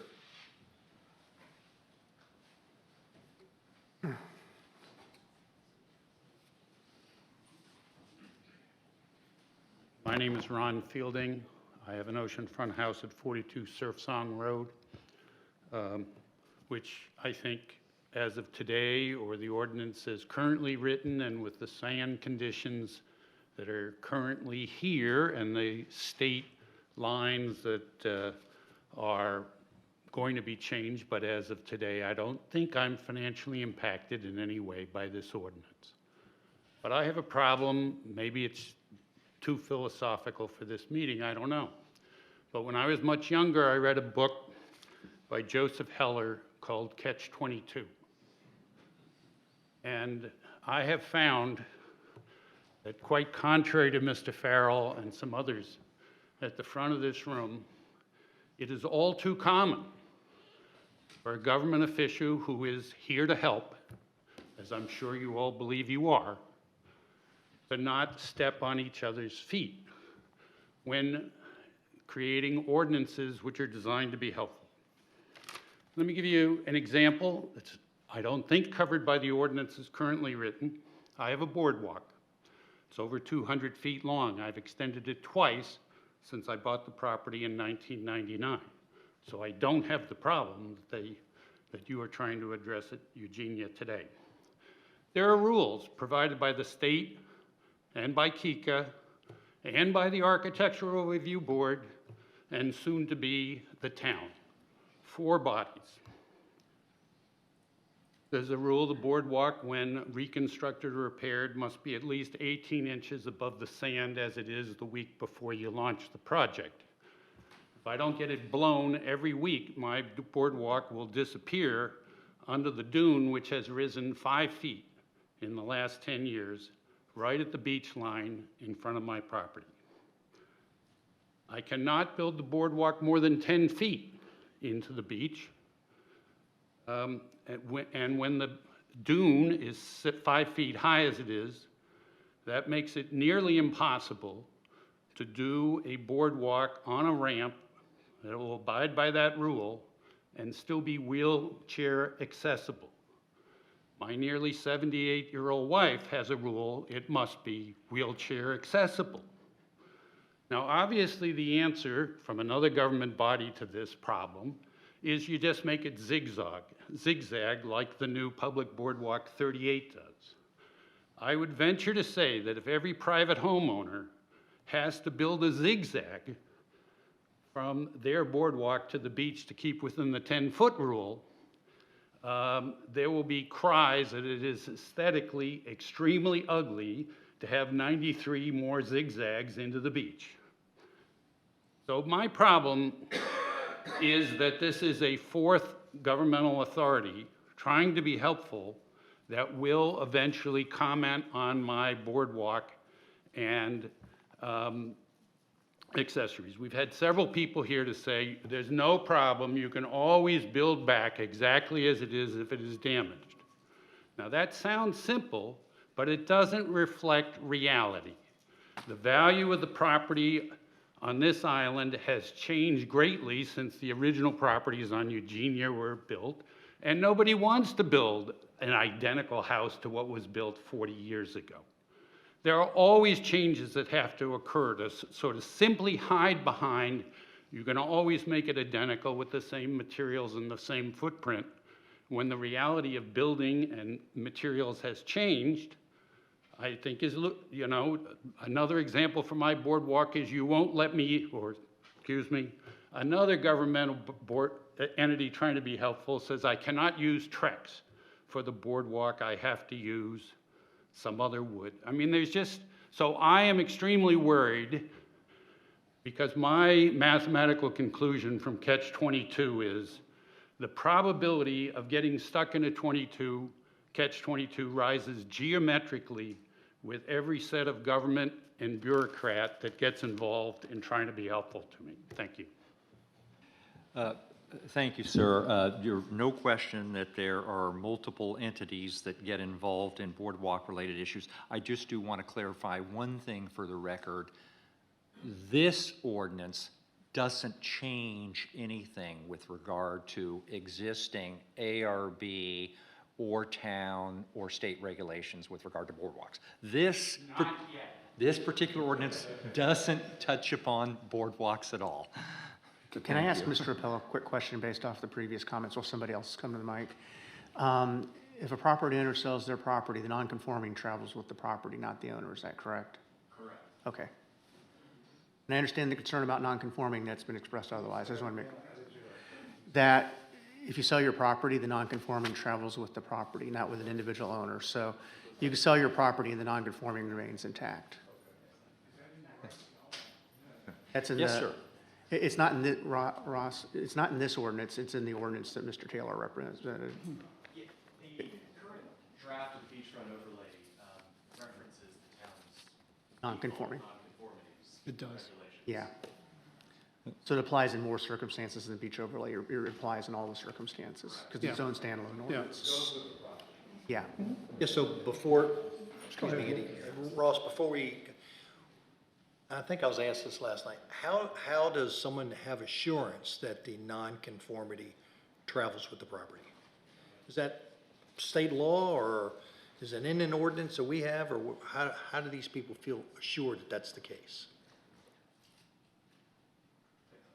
Oh my God, I ask a question you can't answer. Pulling up the ordinance. Look at the ordinance here. He wants to give you a specific answer. And I'm feeling like the bombardier in Catch 22. Listen to you. Being you said. Okay, I'm okay with, come back to that. Yeah. Let Mr. Francis speak. Yeah, well, we can come back to that, particularly in discussion. When we. Let's come back to that, Ross. I think Yes, Mr. sir. Taylor was Okay, to the rescue. I'm Andy Francis, and I own 7 Turtle Beach Lanes, so I'm not sorry, on your name Eugenia. again, please? Andrew Francis, 7 Turtle Beach Lane. And since we're talking about non-conforming properties, I guess I'd like to go there right now. I own a non-conforming property. We have more than 50% of the our home is more than 50% of the square feet of the lot. I understand that, I could rebuild if there was a hurricane or anything like that. When I sell my house, let's say maybe 10 or 15 years from now, that house is going to be 25 or 30 years old. Whoever buys it is probably going to want to do a major remodel. And who defines 50% of the assessed value of the structure? I could see that being an issue. You know, that could be trying to determine that value, because you cross the 50% threshold and all of a sudden my non-conforming property has to be conforming, which means I would lose my generator because I received a variance to put the generator in. And when we did the variance for the generator, we determined we had to do an as-built survey, and we determined that my driveway was larger than it was supposed to be. So if my new owner crosses that 50% threshold, they're going to have to make the driveway smaller, and they're going to have to give up the generator. Non-conforming. Well, correct me if I'm wrong, Mr. Appel, but if your structure is already non-conforming, that is, all the issues you presented are issues under the base zoning that already exists, irregardless of this particular ordinance. Well, Mr. Mayor, I was granted a variance. So the new owner may not be granted a variance because of this ordinance. Granted a variance by the town or by the ARB? You're asking me a question I can't answer. So Well, if it was the generator, it probably was me when I was on the BZA. But yes, we gave you and others who wanted to build a generator stand a variance. That very commonly did We ended up baking that into the code, actually. Okay, but it is non-conforming, and the new owner may not get a variance, or they at least would be entitled to the opportunity to ask for a variance for the generator. But this ordinance would eliminate that. Not possible. Mr. Appel? Well, actually, what I would say is, I mean, this is hyper-technical. When you're granted a variance, that doesn't create a non-conformity. A variance is a lawful approval of what you're trying to do. A non-conformity is created when, and you have to distinguish between legal non-conformities and illegal non-conformities. That's a whole other separate question. But a non-conformity is established, a legal non-conformity is established when property is developed under a set of rules that exist at time A. Subsequently, the rules change, so that which was originally approved would not be able to be approved under rules B. Variances don't create non-conformities. It's allowed. Because it's allowed. Yeah, it's allowed. Entitlement to deviate. And Mr. Francis, you're raising some issues that might be worth looking at in terms of our underlying base zoning, but just confirmed with the town administrator that your property is not impacted by the 2 buffer zones. So all the issues you are raising are issues that exist wholly apart from this ordinance. They're part of the base zoning issue. You are correct, but my property is very close to Zone B. And I think that passing this ordinance today, and I don't know if that'll happen, passing this ordinance today is the wrong thing to do. We should wait until the state establishes the new setback, the new guideline, and then make decisions. Now, I understand, I heard for the first time there was a 120-day period where maybe there'll be some recommendations. We should wait. Passing this ordinance today, I think, is a serious mistake. And one other question, has the current ordinance been published? Multiple times, yes. Okay, all right. The 120 days would be a review period for the planning department to take a look at all of the new lines based on the state's jurisdictional line change. So Okay. that's strictly 120. within the town planning department's Okay. prerogative. But does that mean that the ordinance is passed, and after the state makes a decision, we have the council has 120 days to consider changes? Or are we going to wait until the state makes a decision and then have 120 days to put forth a recommendation? What the ordinance provides now, if we were to pass it today on second and final reading, is it would take effect.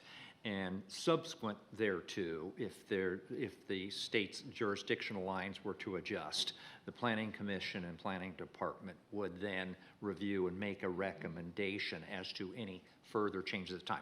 That's how the ordinance is drafted today. You raise a couple of really good points. The 50% restriction is largely based off of FEMA, the regulations that people are generally aware of with respect to FEMA guidelines. There was a suggestion that came in from, among all of the letters that you guys submitted, there was one from Tim Hazel, who is on the KICA board, but he was writing, I think, just as property owner, that, that suggested that there be some consideration given on the exact issues that you raised. And I would not want to move forward with this ordinance without incorporating some of the revisions that Tim suggested.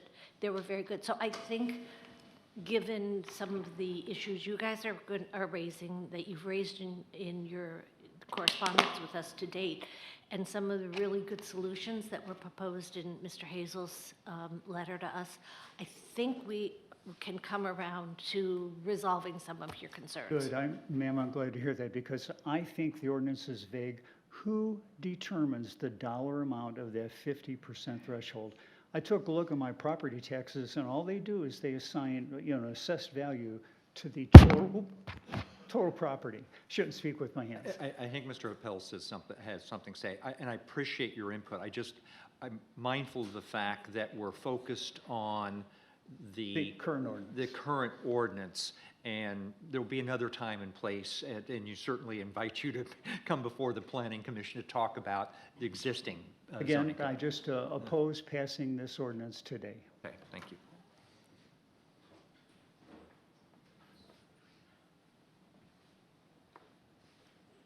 Hello, my name is Mike John. I'm here with my wife Denise and our son Alex. Our daughter Casey had to step away to go to work this afternoon. 67 Eugenia is where we are. Here to speak in opposition of the ordinance. Some background, my wife and I visited Kiowa for the first time in 1990. Came down here and absolutely fell in love with the place. So different from our home in West Virginia. Over time, our dream was to have a place here. And in 2008, we were able to buy a home on Eugenia Avenue, 67 Eugenia Avenue. And someone mentioned paid up. We paid up at that time. It's not today's dollar, but it was a lot for us then. And we bought this place with the expectation that it was for our family, for our kids and their kids. The limitations, as I understand them from this ordinance, restricts what we can do with that home. Unlike what the restrictions were in 2008 when we bought that home, we had expected, and I believe the regulations supported this, to have the ability to expand potentially as our family grew. As I understand the work that you're embarking on here, that takes that away from us. I mean, we have a footprint. I brought an image, which hopefully is visible, and I'll be happy to pass it around. 50%, at least 50% of our home is in this restricted area. So, and I don't know if y'all want to pass it around. You've probably seen the images more than me. And I really appreciate the conversation today and all the assurances of, well, if the storm knocks it out, if something happens, you can build it back just as it is. That's only part of the story for us. And I'm not even sure that that we would be able to accept the fact that we would have the ability to build it back. I mean, we talk about 3 or 4 different layers of administrative oversight regarding how the properties are used in Kiowa, and that's today. Who knows what tomorrow holds? Who knows who's going to be sitting in your seats tomorrow? So on behalf of my family, I'm asking you to not do this. Thank you for your time. Thank you, Mr. John. Thank you.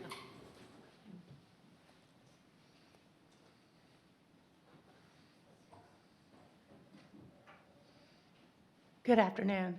My name is Emily Heisley Stokel, and I'm here on behalf of my family. We own 59 Eugenia and 61 Eugenia. I brought my parents down here before I got married, back in the early 90s. And on my honeymoon, my father called me and he said, Emily, I finally made the call and I bought our first property here on Kiowa, and he bought 61 A and B Eugenia. My parents and had gone through the process. They purchased a lot of property around Kiowa as it was developing. We've been here over 30 years. We're having our fourth generation is about to be born. My oldest daughter met her husband. They got married last May. She met him on the beach in front of our house. His family owns property on Kiowa as well. And they're about to have their first child. When my parents saw our expanding family and they had the opportunity to buy the house at 59, we did it because we have many generations of people who've come down to Kiowa. Our kids learned how to ride bicycles on the beach. We've seen all of the development over the period of time. We understand about conservation. My mother's been a member of Turtle Patrol for decades, so is one of my daughters. We love Kiowa, and we don't want anything to happen to Kiowa. That being said, we've invested money and time in our properties here as well. And if you look at the setback lines across 61, it cuts through a majority of that house. It has less impact on 59, but that was one of the original structures as we bought it. It hasn't been expanded. And I understand the conversation and trying to clarify the fact that if there is a named storm, if there is a fire, if there's something that involuntarily happens to the property, that with grace and favor, or maybe even a little bit tighter than grace and favor, we can get permission to rebuild on that existing footprint. But it absolutely does not speak to what we would do if we voluntarily took something down. If we voluntarily took some portion of that property down, we'd have to comply exactly to that nonconformance. And I think that, that has huge implications for people along Kiowa. We've been here for over 3 decades, okay? I've been through so many named storms. I've seen the beach grow. I've seen it contract. I've seen it grow again, okay? I think that it's appropriate and proper that we keep in the back of our mind what the implications of that are for Kiowa and for generations to come on Kiowa. So I truly appreciate that.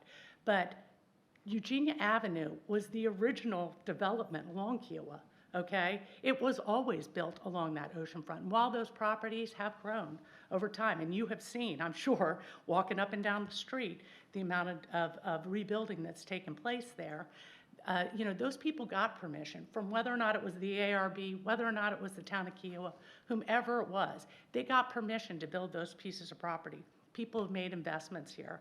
And taking away their right to pass that on to future generations as an investment property, I think it's improper, okay? Whether or not it meets the standards of a taking or all that, I'll leave that up to the lawyers to discuss, okay? And I know many of you all are lawyers, and I'm not, okay? I do know that it has grave implications for the properties along Eugenia. And I very much vehemently oppose passing this ordinance. I think that there are proper ways for us to address this. I think it is prudent for all of us, irrespective of my own personal opinion and the implications for our property, it is prudent for us to wait and see what the state of South Carolina passes when they come forth with their new recommendations, and then determine what, if anything, needs to be done. I prefer not to have anything done. I prefer people who make the right choices and not impact the dunes. I'd also like to say I've rebuilt the boardwalks, which aren't necessarily impacted by the buffer zone A or B, even though you're not supposed to build anything on buffer A. Unfortunately for us, even though my mother is 86 years old, we had a dock that did zigzag back, and during the last storm, that was taken out. Irrespective of the fact that, she has handicap sticker and all the rest of that type of stuff, that wasn't enough for us to be able to get a handicap access dock for us to get down on the beach. We've had to raise the boardwalk to provide clearance for the dune. We've had to lower it when the dunes eroded over time, and then we had to raise it again when the dunes grew. I love to say this. My mother You know, she has lights off to turtles. I've got bumper stickers. I would never put a bumper sticker on my car, but my mother. Lights off for turtles, all the rest, that kind of stuff. And, you know, I think that if you look at it, I think that it's with great intention, right? But at the end of the day, the turtles come and we've had huge years, amazing success with the conservation efforts, and then some years they're not as you know, not as prolific. Okay, I think that the dunes grow and they contract and they grow over a period of time. And I think that there is plenty of regulation right now and plenty of other bodies across Kiowa that are protecting those dunes.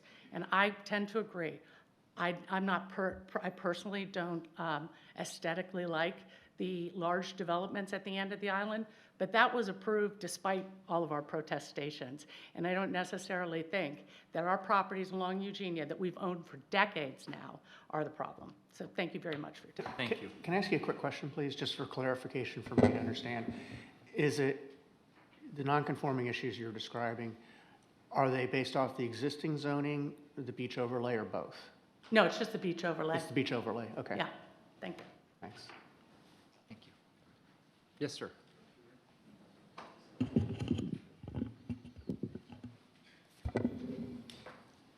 Thank you, Mr. Mayor, council members. Greg Butler from 41A Eugenia. I'm probably the newest one to the group. A little bit of background. We have been hooked on this area for about 20 years, but we got very fortunate, very privileged to buy a piece of property on Eugenia about 4.5 years ago. Just literally completed the home there. And the beauty of Eugenia is unprecedented. We look up and down the East Coast, and we landed here for the right reasons. Firmly agree the dune protection, the habitat is beyond unique, and that first and foremost needs to be protected, full stop. I have no concerns on that front. That is what makes this place so special. Our home today, this brand new home, is not in overlay A, it's not in overlay B, so I don't have some of these common issues with some of my fellow neighbors. I think from a pure, to Mr. Spencer's question, from a pure investor standpoint, I work for a firm that is the largest owner of real estate in the world. And so from a pure investor standpoint, this does limit my ability to put a new structure that still today would be allowed, but in this new overlay B would not allow me to put something in there. Or for a new investor, if I bought this as an investment property, somebody wanted to come in and put a beach house in there or some structure that's a little higher than 10 feet or something because they've got an au pair they want to put in there or something, I am not allowed to do that. That affects the value of that home for the next investor should I want to sell that property. That's how it works in the real estate business. This restricts me from potentially bringing that value. Does a small structure I put in there affect the impact on the dunes and the habitat and everything else? I'm not smart enough to know that. Hard for me to believe because we're talking about going into a little bit of overlay B. That to me is a real direct financial impact on the value of our properties. So I think that is a measurable impact. What the number is, we've got a lot of models to figure that out. That's another day. But again, just to reinforce, I think the protection of this community is unique. I couldn't be happier to be part of this community. I'm going to retire in the next year and be part of this community. It's just the ability that this restricts. It just feels very overreaching, really overreaching. And as many have said too, it's very much seems a little premature. Let the state go decide what the state's going to decide. Who knows what impact that's going to have on this whole community? That's the bigger thing I think we've just got to let settle and react to that and then figure out how to proceed from there. Just opinion. So thank you for the time. Thank you, sir. Thank you.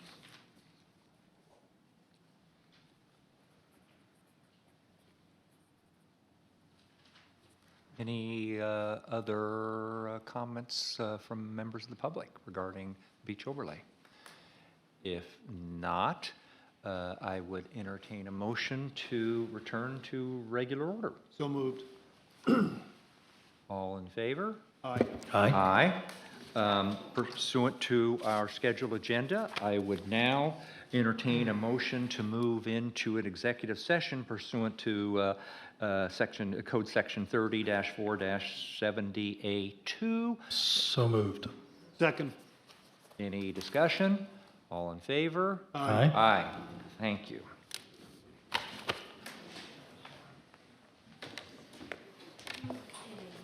Talk about this. Here is my email address if you would have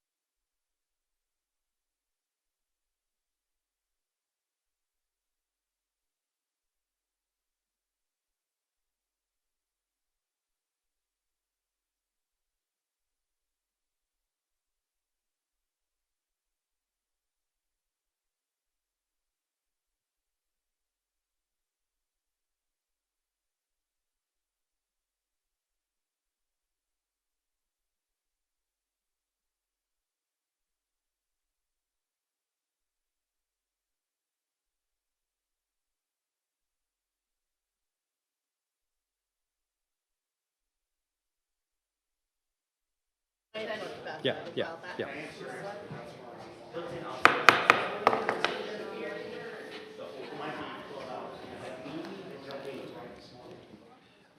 If I could have everyone's attention, I'd like to entertain a motion to return to regular session. So moved. All in favor? Aye. Council took no action, made no decisions during executive session.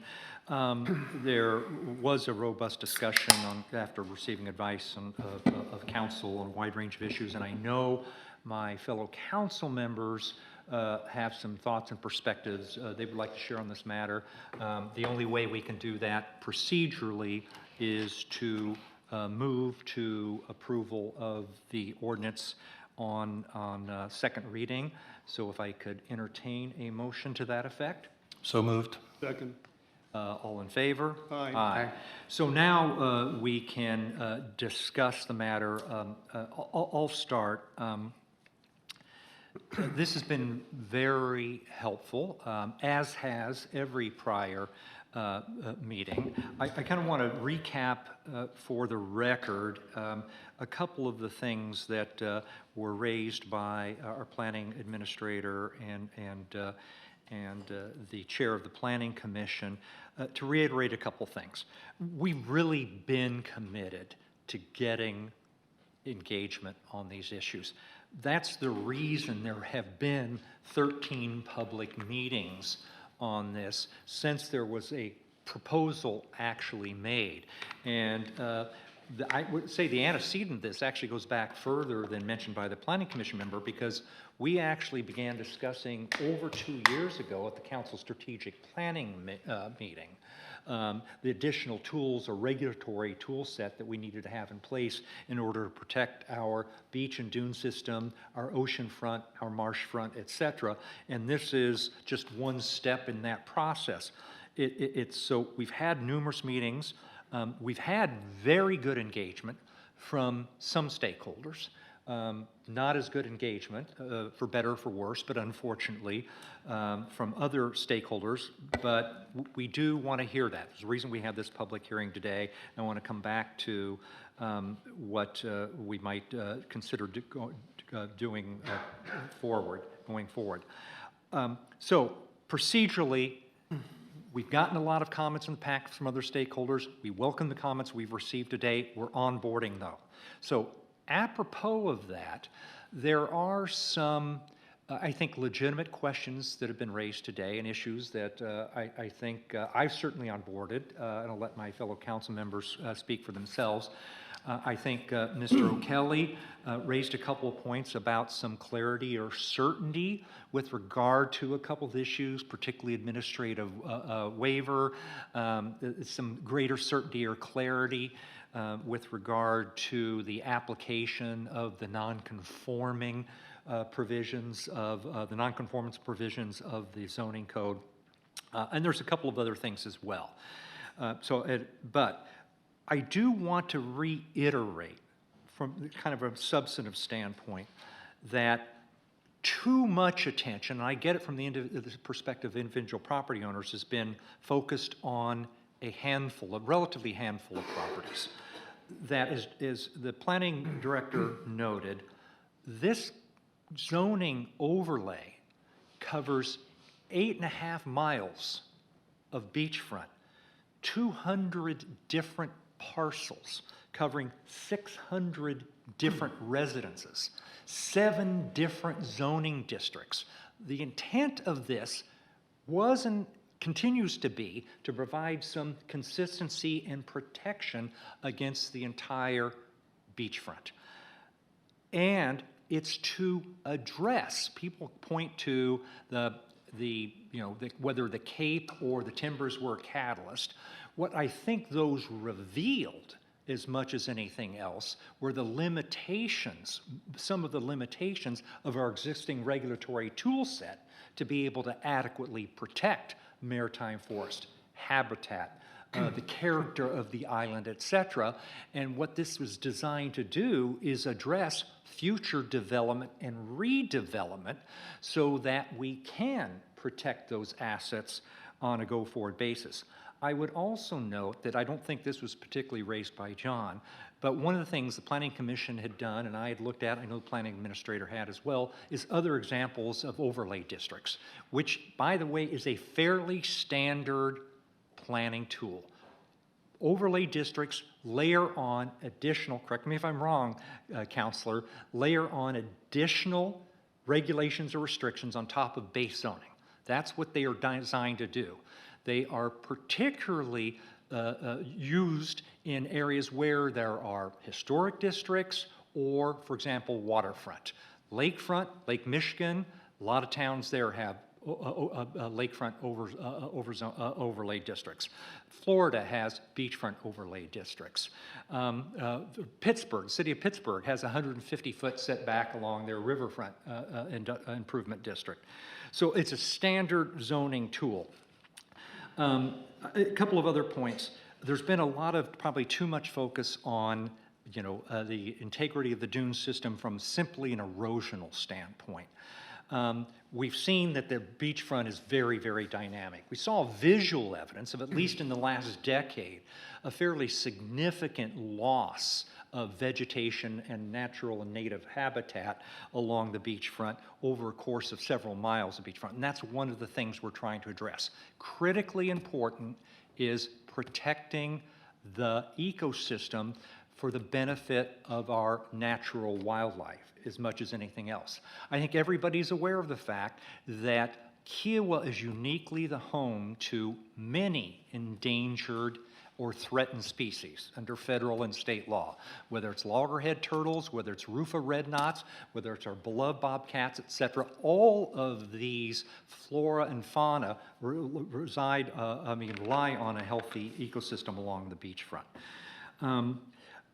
There's been too much reliance on the jurisdictional lines established by the state as to suggest that somehow that is sufficient to protect Kiowa's unique interest. The state does have a state public interest in protecting essentially the tourism engine of the state. But the state doesn't have the same interest in zoning landward of the jurisdictional areas. That's uniquely the province of municipalities, of counties. I pointed out this previously, I will do so again. Myrtle Beach, there's a state jurisdictional line running up and down the Myrtle Beach, length of Myrtle Beach. Every one of those multiple story buildings and the lack of any dunes protection and vegetation and any concern about native habitat, all consistent with the state's jurisdictional lines. We're making a decision that we don't want, and we're not heading in that direction, we don't want everyone going that direction, that Kiowa is different than Myrtle Beach, and we have interest unique to our municipality, to our island, that are distinct from anywhere else, and that's why we have local zoning.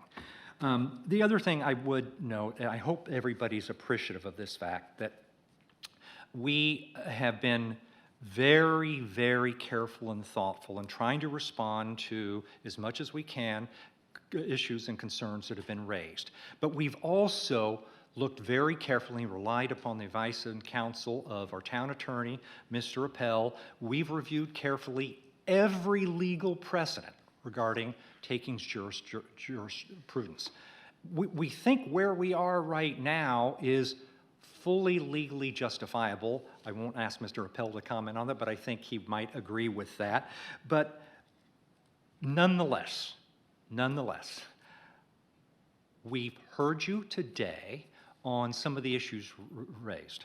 I think we do want to come back and go to the drawing board and tweak the language so we can provide a little bit of additional certainty and clarity on some of these provisions, as Mr. O'Kelly suggested. Also, the little discussion I had with Mr. O'Kelly is you indicated that you and your clients would like to have another opportunity for engagement. We want to provide that opportunity. So the plan is to schedule another public workshop. I believe we're looking at the April 21st. We would hope and expect, Mr. O'Kelly, that you and as many of your clients, but you representing your clients, could participate in that, and we could have some opportunity to hear specific suggestions that might allay as much as possible some of your clients' concerns. So with that, I would, before entertaining any further motions, I'd open it up to any other discussion from my fellow council members. I submit a motion to suspend voting on this ordinance by 1 month. Pardon? By 1 month. Well, do we want any further discussion on? I'd like to say something. Yes. We have an opportunity for discussion first. And one other thing, I know we've got some Kika board members here. I want to make sure we get with Kika also and understand their concerns, particularly for the sandcastle. It was unfortunate the timing of that letter yesterday because it gave us no time to do anything about it. And it was really the first time a lot of that had been presented. But we have time now, so let's make use of it and try to find out how to address the concerns that Kika has as well. I know you talked about quite a few things, but in my mind, this is about protecting value. And if we allow our dune system to become compromised, we're not only putting our own property at value, we're putting our neighbor's property our own property at risk, we're putting our neighbor's property at risk. And so the current mishmash of zoning allows one property owner to accept risk on behalf of many. And we need to, using a best practice, which is what this is, understand where the right fit is for Kiowa, as we'll figure out through some more engagement. But the lack of something has long-term consequences, most likely. And so inaction is probably the biggest risk of all. We need to figure out how to protect value, how to protect what is important to Kiowa, the environmental, the dune system, the individual properties, the things that help. I'm glad you mentioned Myrtle Beach. I spent the weekend at Myrtle Beach. It's very different, as we all know. And, what we do at Kiowa to protect the environment of Kiowa is part of what brings value to our properties. So we need to figure out how to bring that all together and look at that as a common solution to how to move forward. Thank you. Go ahead, Madam. So a couple of things to build on Lance's comments. This does come down to a question of fairness. What applies to one member of the community should apply, the same rules should apply to your neighbors next door and 2 doors down. And the values that affect our property are pretty consistent, and they have an awful lot to do with a healthy environment. And there is no question that the dunes provide our first line of defense on the beach. I also want to restate my interest in working with members of Kika, whoever you decide to designate, and maybe it's Tim, based on the work that he's already done, taking a hard look at this ordinance. I think it can be improved. He had some terrific suggestions. And based on the other input that we got today, there are some, including taking a look at the state jurisdictional lines and how that's going to all play out.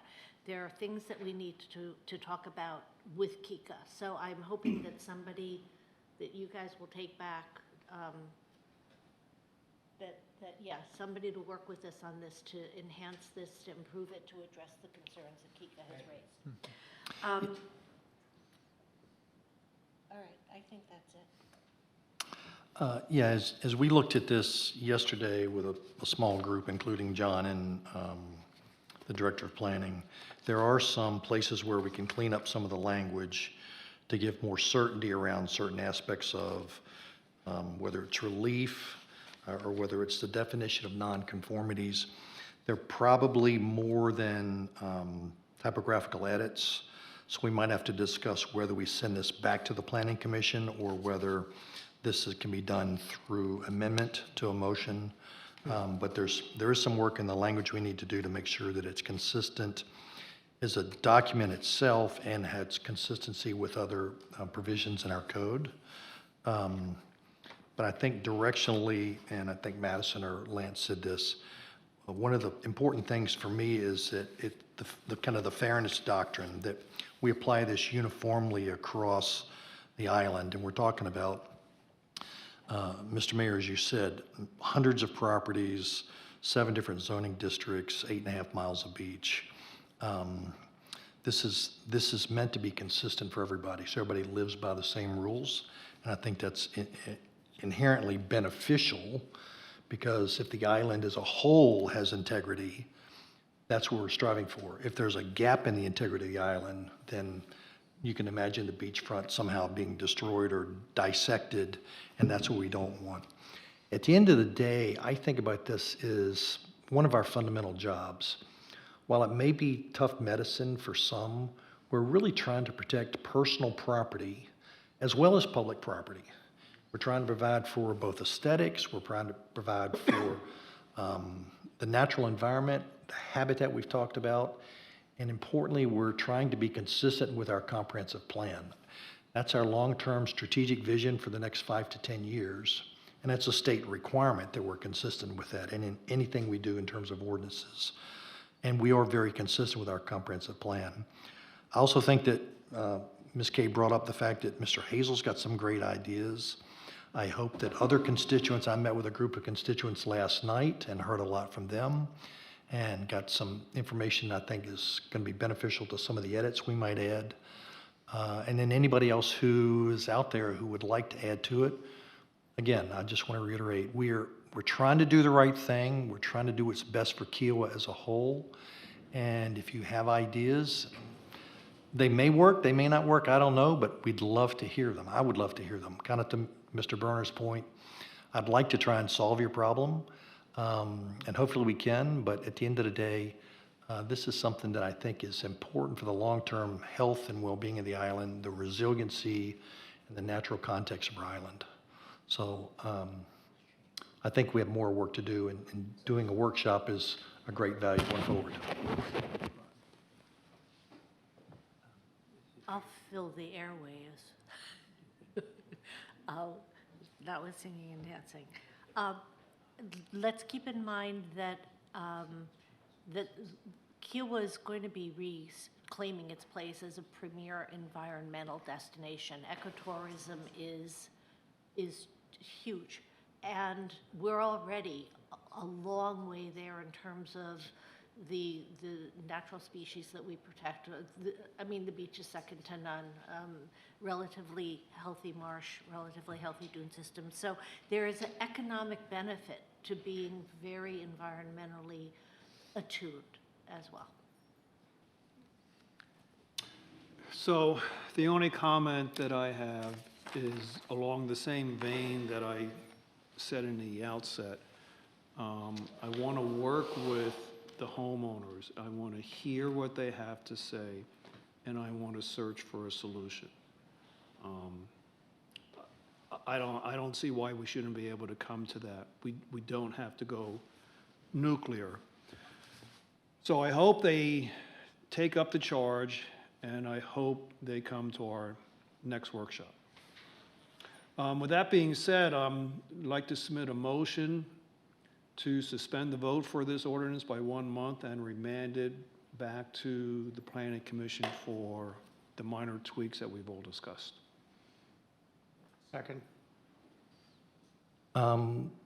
Do we have to, can we have a special meeting of the Planning Commission so we don't have to wait? I mean, that's up to the chair of the Planning Commission, but it's anticipated that the public workshop will be a joint public workshop, and the Planning Commission could certainly schedule a special call meeting. I don't know that they can put anything on the agenda for tomorrow's meeting or not, but they could certainly hold a. Okay, I was going to ask you that question. If you are going to be remanding it back to the Planning Commission and you want to vote on it next month, given our next month's meeting's the day after your meeting, we will have to do a special call. I don't know, would it be premature to do it on the same day as the workshop? Would that be bad and not give us time to deliberate enough? I'd give it a couple of days. I'd give it a couple of days afterward. Okay, so I will reach out to the Planning Commission and we will get another date on the calendar prior to our May meeting so that we can decide, post whatever comes out of that workshop. We just want to make sure we're clean. And the remand to the Planning Commission is specifically to try to address some of these issues we've identified that have been raised during the public hearing today.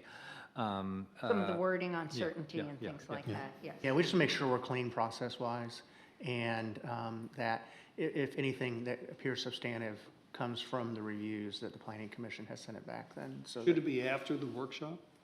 Yeah, we will schedule some, if we're going to do the workshop Tuesday afternoon, the 20th? 21st. 21st, excuse me, Tuesday the What 20th. time approximately? 2 Well, o'clock? once we get the time confirmed, we'll make sure we share that. Right now, I just said the afternoon, but I haven't confirmed everyone's time on the afternoon. Let's assume for Whenever. now 2 to 4, or And as much time as so necessary. we will arrange our meeting after that. We'll find out when works. And so we can incorporate whatever is appropriate that you send back to us. And we will try and get you then something clean for your May meeting. Stephanie, the other thing, and I'm sure you're going to do this anyway, is for the workshop, we should have the ability for folks to Zoom in. So again, to accommodate folks who do live out of state, so they don't have to come back necessarily. They can Zoom in and listen and participate, if we can do that for the workshop on the 21st. But yes, you would like for them to be, but you said participate, so you would like for them to be able to ask questions? Yes. Okay. So we have a motion offered. Was it seconded? No. I seconded it. Oh, you're right, Lance did There's a second. second. So we have a motion, we have a second. The motion is to defer consideration on second reading until next month. next month's council meeting. In the interim, there will be a remand to the Planning Commission to address some of these substantive changes that will deal with some of these certainty and clarity issues, and we will have a joint public workshop on April 21st. At 2 p.m.? Okay. Any further discussion? All in favor? Aye. Aye. Thank you. Oopsie. John, you're back up. I trust that these two items, which maybe, can we consider them together? I'm sorry, the first one already is two.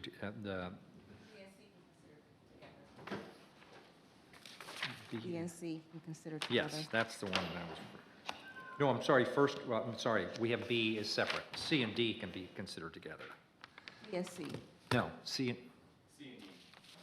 and D can be said, right now it's annexation. Oh, I'm sorry, annexation is. So then you're doing the annexation, which, John, is not up yet, that's what's confusing me. Okay, my So, apologies. yeah. Yes, next item of business is to consider approval of ordinance 2026-07 on second and final reading. Just for everybody's recollection, this is the formal process of annexing the portion of the land, the portion of the roadway and right-of-way that was conveyed by the state to the town, which abuts the town's property. Entertain a motion for approval? So moved. Second. Any discussion? On a related matter, we need to discuss the further reduction of the speed limit at 25 miles an hour. If you follow the law, you're going to get rear-ended. I have been almost rear-ended a couple of times by following the drop to 25 miles an hour. Well, there should be the case that they're dropping from 35 to 25. I understand. What you're saying is correct. Can we stick with However- the ordinance, please? Yeah, okay. We can discuss that. It's an administrative matter. We can take that up. So we have a motion and a second. Any further discussion? If none, all in favor? Aye. The ordinance is approved. Now, John, tabs 7 and 8, items C and D, which is ordinance 2026-01 and 02, both dealing with the fixed dock designation for 245 Eagle This Point Road. second and final reading for these particular two ordinances. The property at question is 245 Eagle Point. This is a designation of a fixed dock going to a floating dock. Oh, Have there been any changes? I was gonna say, there was no changes. No. Mr. White's is here if there are questions, but there have been no changes. Okay, so I think we were fully apprised of the issues last time. We'll consider both of these ordinances together. I would entertain a motion to that effect. So moved. Second? Any further discussion? I have a real concern about doing this. I know this guy, and he is shifty and... I'm sorry, I'm sorry. I apologize. Notwithstanding your concerns, all in favor? Aye. Thank you.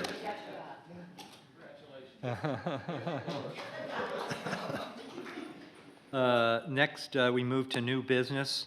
Now we have a consideration of approval of the beach operations agreements for the Kiawah Island Inn Company, which is the Kiawah Island Golf Resort, as well as Kiawah Island Club Holdings LLC, which is the Beach Club and Cape Club.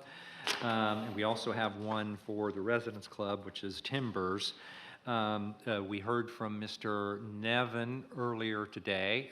Certainly, I think he would be willing to, engage in any further discussion. I don't know if we want to take these in serial fashion, or do we want to address them? They're all slightly different issues.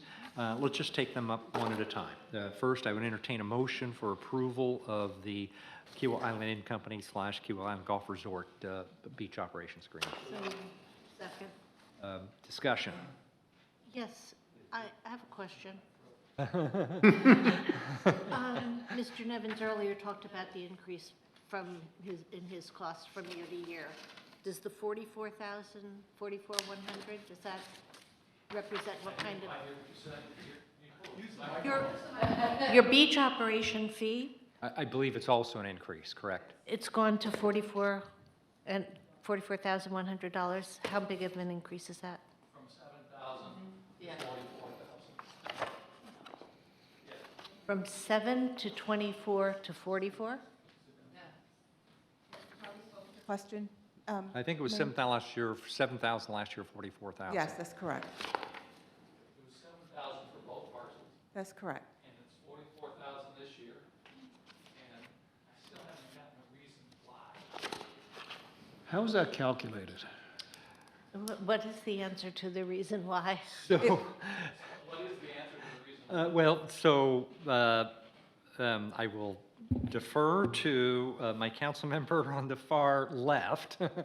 As you may recall, we had previously based the economics, the fee, on essentially the footprint, the width of the property relative to the overall area covered by the Island Beach Services franchise agreement. At the last council meeting, my fellow council members If you don't want to do this, I'll do it. voted to change that formulation. I was the lone nay vote on that, so I will have to turn to my fellow council member to discuss this. So earlier today, we talked about the fairness doctrine, right? And being fair across. So what we did was we looked at kind of the different providers of beach chairs up and down the beach. And we used, as it turned out, the baseline with the Beach Island Services and their contract. And their contract worked out to be, and I forget the number, $1.83 per chair. And they were charging effectively $25 for. The maximum allowed number of. Yeah, and they had a number of, maximum number, and so we tried to find out what their per chair charge was to us, what our charge, what their cost was on a per chair basis rather than some area basis. So their contract worked out to $1.83 a chair. So we said, okay, that's a for-profit entity, they bring things on, it's competitively bid, that's fine. There are other entities on the island who are providing the same service. And so we said, why should the other entities get a huge benefit when they're charging effectively the same cost and making more money at it? We should either reduce the cost to the Barrier Island Beach Services or increase the cost to the other entities. So we said at $1.83 a chair, when you're charging $25, it seemed like we ought to be fair across and raise everybody's fees. We did not raise the fees of the other actors as much to the beach services. We raised it to $1.75 a chair. And it worked out to what looked like a substantial increase because they've been paying on the order of 18 cents a chair historically, based on a square footage basis. So we got rid of a kind of a bad model, and we wanted to move to a fairness doctrine and move to a doctrine where it's a usage fee, not a area fee. So whatever chair they charge, that's what they use. And we did some estimations on the maximum number, but you can massage those maximum numbers. You can take an average daily number. You can count the chairs. In any way you do it, the number for the other actors ought to come up to whatever Beach Island Services is, so that it's fair and uniform. The alternative would be to look at the whole beach and say, we're going to bid the whole beach, or we're going to bid sections of the beach, and we're going to take the highest bid. And in that case, whoever was the higher bid would provide all the chairs. That would be the other method, but we thought, well, these guys are already doing it. Some of them provide a service for their clients. It's of value. So let's leave things in place, but have a fair pricing level. And then you took the three, we did 3 months when we did the calculation. Say that again, please. And then you wanted to look at the 3 months when we did the calculation, so we did the 90 days. So we took their chair times the amount of chairs, their max quantity they provided, times the $1.75 times 90, and that's how we came up with their fee amount. Or another way you could do it is you could just apply the percentage increase from Beach Island Services to what the rates were last year for the resorts and the club. I mean, the percentage increase seems exorbitant. Beach Island Services is, what's the number, 440? $300,000. $300,000. I believe. No, but I said the percentage. And they bid that, that's Yeah, the number they said they'd be 330 willing or to 30. pay. Was it last year? So we're using their Same 300,000. willing It's to pay 330. per chair and applying it to everybody else, with a discount to those who are everybody else. I hear what you're saying, I understand the math, and I understand the rationale, but at the end of the day, the percentage is pretty exorbitant. But the raw dollar numbers are small. I understand what the math is, it just looking at the end result sometimes doesn't make sense. Mr. Warren? Yes, thank you. You're comparing a for-profit Would you come up to the podium, please, sir?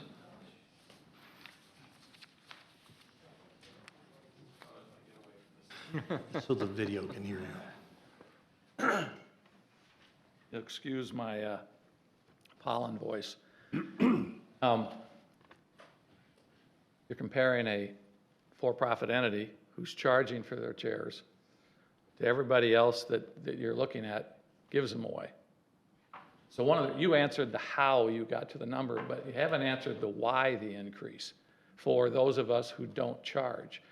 I was given an understanding that it was to try to help cover for the cost of trash pickup and so forth, that there was trying to cover an expense, to try to generate revenue to cover other expenses. You know, we will pick up and dispose of all the trash from the trash cans in the area that we put our free chairs out there for our guests. Now, we're a unique one though. The sanctuary is free. The villa that has part of ours does charge. And so we would agree to split, you know, by the number of chairs we gave you that the villa is offering for sale or for use at a rent. We would apply a similar process that you did to get to the 40-some thousand, but it's significantly less because they don't do the volume that the sanctuary does. I just don't understand why, other than trying to cover expenses, you'd feel it necessary to raise, for lack of a better word, a tax on us for giving chairs to our guests on the beach. That doesn't make any sense to me. So that's why I asked why. I don't understand it. Can you help me with that? I agree. I can't help you with that. So, Well, again, I was a no vote in Ways and Means last year on the change What's that? It feels like a Last year, but month, it's last only been a month. month. I'm sorry. Duh. Thank you. But you raised both, there's both the way to calculate, and we used to have a different way to calculate. Right. Councilmember Farrell raised a number of issues, and that passed the Ways and Means Committee. Then we got to this point of deferring this that he's articulated. I don't think you raised one issue, regardless of whether you're charging. You said why. One could make the case that it's not unreasonable for those who are intentionally attracting or providing service to those on the beach to cover some of the costs that the town incurs. I think there's too much focus on trash because you do pick up your own trash and the trash contract isn't that much.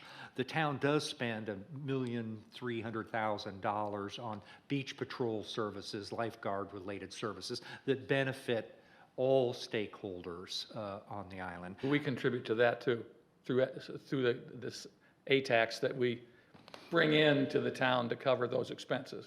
So you need to at least allocate some credit for that. Very artful, very indirect, but Nice very try. artful. I'm just trying to, well, we have these conversations all the time about where all this money is coming from, and so we don't want to not be given credit for what we do participate in. I appreciate that. I'm not sure I necessarily agree, well, I may have disagreed with the method of calculation, that it's not, at least an argument can be made that there is a reasonable basis for asking all of those who very intentionally bring significant groups of people onto the beach to help shoulder some of the costs the town incurs for providing services that benefit all of those stakeholders. That's all. Maybe another way to. That's a statement that is difficult on its face to argue with, artfully done, but the reality of it here is that we are going from a $7,000 expenditure to 40-some plus $1,000, and the only benefactor here is the town. We don't benefit from it. And so I'm asking, from a fairness standpoint, I think we had a side conversation, maybe it's not fair to bring that up since it was just the two of us talking, but maybe the people who aren't charging should pay nowhere near as much as the people who are. And I would be on both sides of that equation and would say, I think that's fair. And when we're talking about fairness, I think that's more fair than what was being proposed for this ordinance. Can I ask what's your proposal then, Roger? What do you think? I mean, and Tom may have an opinion on this too, but Oh, I'm sorry. what I heard do you the voice. think? I didn't see the I know, mouth moving. it's like it's coming from the back of the room. And Tom may have an opinion on this too, but what do you think is a reasonable charge? I would stay with the same number that I paid for the sanctuary last year, which was $5,000, or some percentage increase just for, that's reasonable, not what it was, and then we would take the chairs that we use for the villa rental that come to that part of our property, and we charge for it, and we would do it on a per chair basis, which was part of the other proposal. I think that would be fair. Our intent was not to stick it to you, sir, and come up with a consistent model, that's all. So I understand what you're saying. Okay. So give me a number. Per chair? No, for the beach operation fee. $7,000. $5,000. Why would I go over what I was paying before? So let me offer a alternative way to think about this is we could say that we're going to bid out the whole beach for services. Right now. That's nuclear. That doesn't make No, sense. I'm just offering another way to think about this. Is it okay if I That's finish That's my? the way we used to do it. Okay if I finish my statement? Yeah, I'm okay with See, that. when I start to say something, he knows it's going to be good. He doesn't want me to say it. But another way to think about this is we could franchise the whole beach, okay, and then look for the highest and best bidder that way. And that would drive probably prices up. The town would benefit. We could use those monies for our constituents. But right now, the beach island services are being restricted in certain areas, and then they're given to other areas, but at a much lower cost. So how can you say in good conscience to the beach island services, you should pay this much when we're giving services away to someplace else? I'm just saying, we could think about this as a franchise fee across the beach and treat everybody fairly and everybody equally, and if you want to divide it up and bid them out, or we just want to use the cost of the lowest bidder already and then give a discount from the lowest bidder costs to these folks? Are we That's gonna- another way to think about it. And I'm not trying to cut off your thought. Are we going to solve this at this table, or are we So maybe need to? I'm going to offer and it's not really an amendment, it'll be an amendment to this one, but it'll effectively be an amendment to all, is we kind of slice the baby in half a little bit, that we accept Mr. Warren's proposal that we charge the for-profit entities on a per-chair basis, that we go back to the area basis for those who are not charging. Sullivan. I don't know what that means. Say that again? I'm sorry, so we're going to be where we were last year for the Beach Club and the Cape Club, and that would be the case for the Residence Club for the first time, and it would be the same as last year for Mr. Warren for half his business, For the sanctuary part of it, sanctuary, yeah. but he would be paying the same per chair basis that Island Beach Services is for his charged service. I Sounds really understand the fair. math. How about another simpler way, just increase the rate by 10%? Whatever it was What- last year. Whatever it was last year. I'm not, that's fine. Here we have a basis. There it's just kind of, Somebody write that down Yes. so remember what we did. I'm comfortable with what you just suggested. everybody knew what that was last year. It'd be the same thing. If Island Beach Services ever increases theirs, then we get more revenues from Island Beach Services, and we might get a little bit more from the Cape Club or Rogers Sanctuary business, but other than that, it would be on a per-chair basis. What did you say, Madeline? I said I was comfortable with Brad's suggested. Me too. I'm comfortable with the mayor's suggested approach. Is that to keep the fees the same as they were last, the last agreement?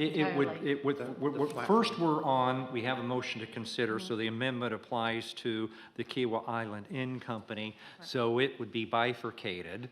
It would be on an area basis for the sanctuary as it was last year, and it would be on a per-chair basis for the villas per rental chair business. Okay.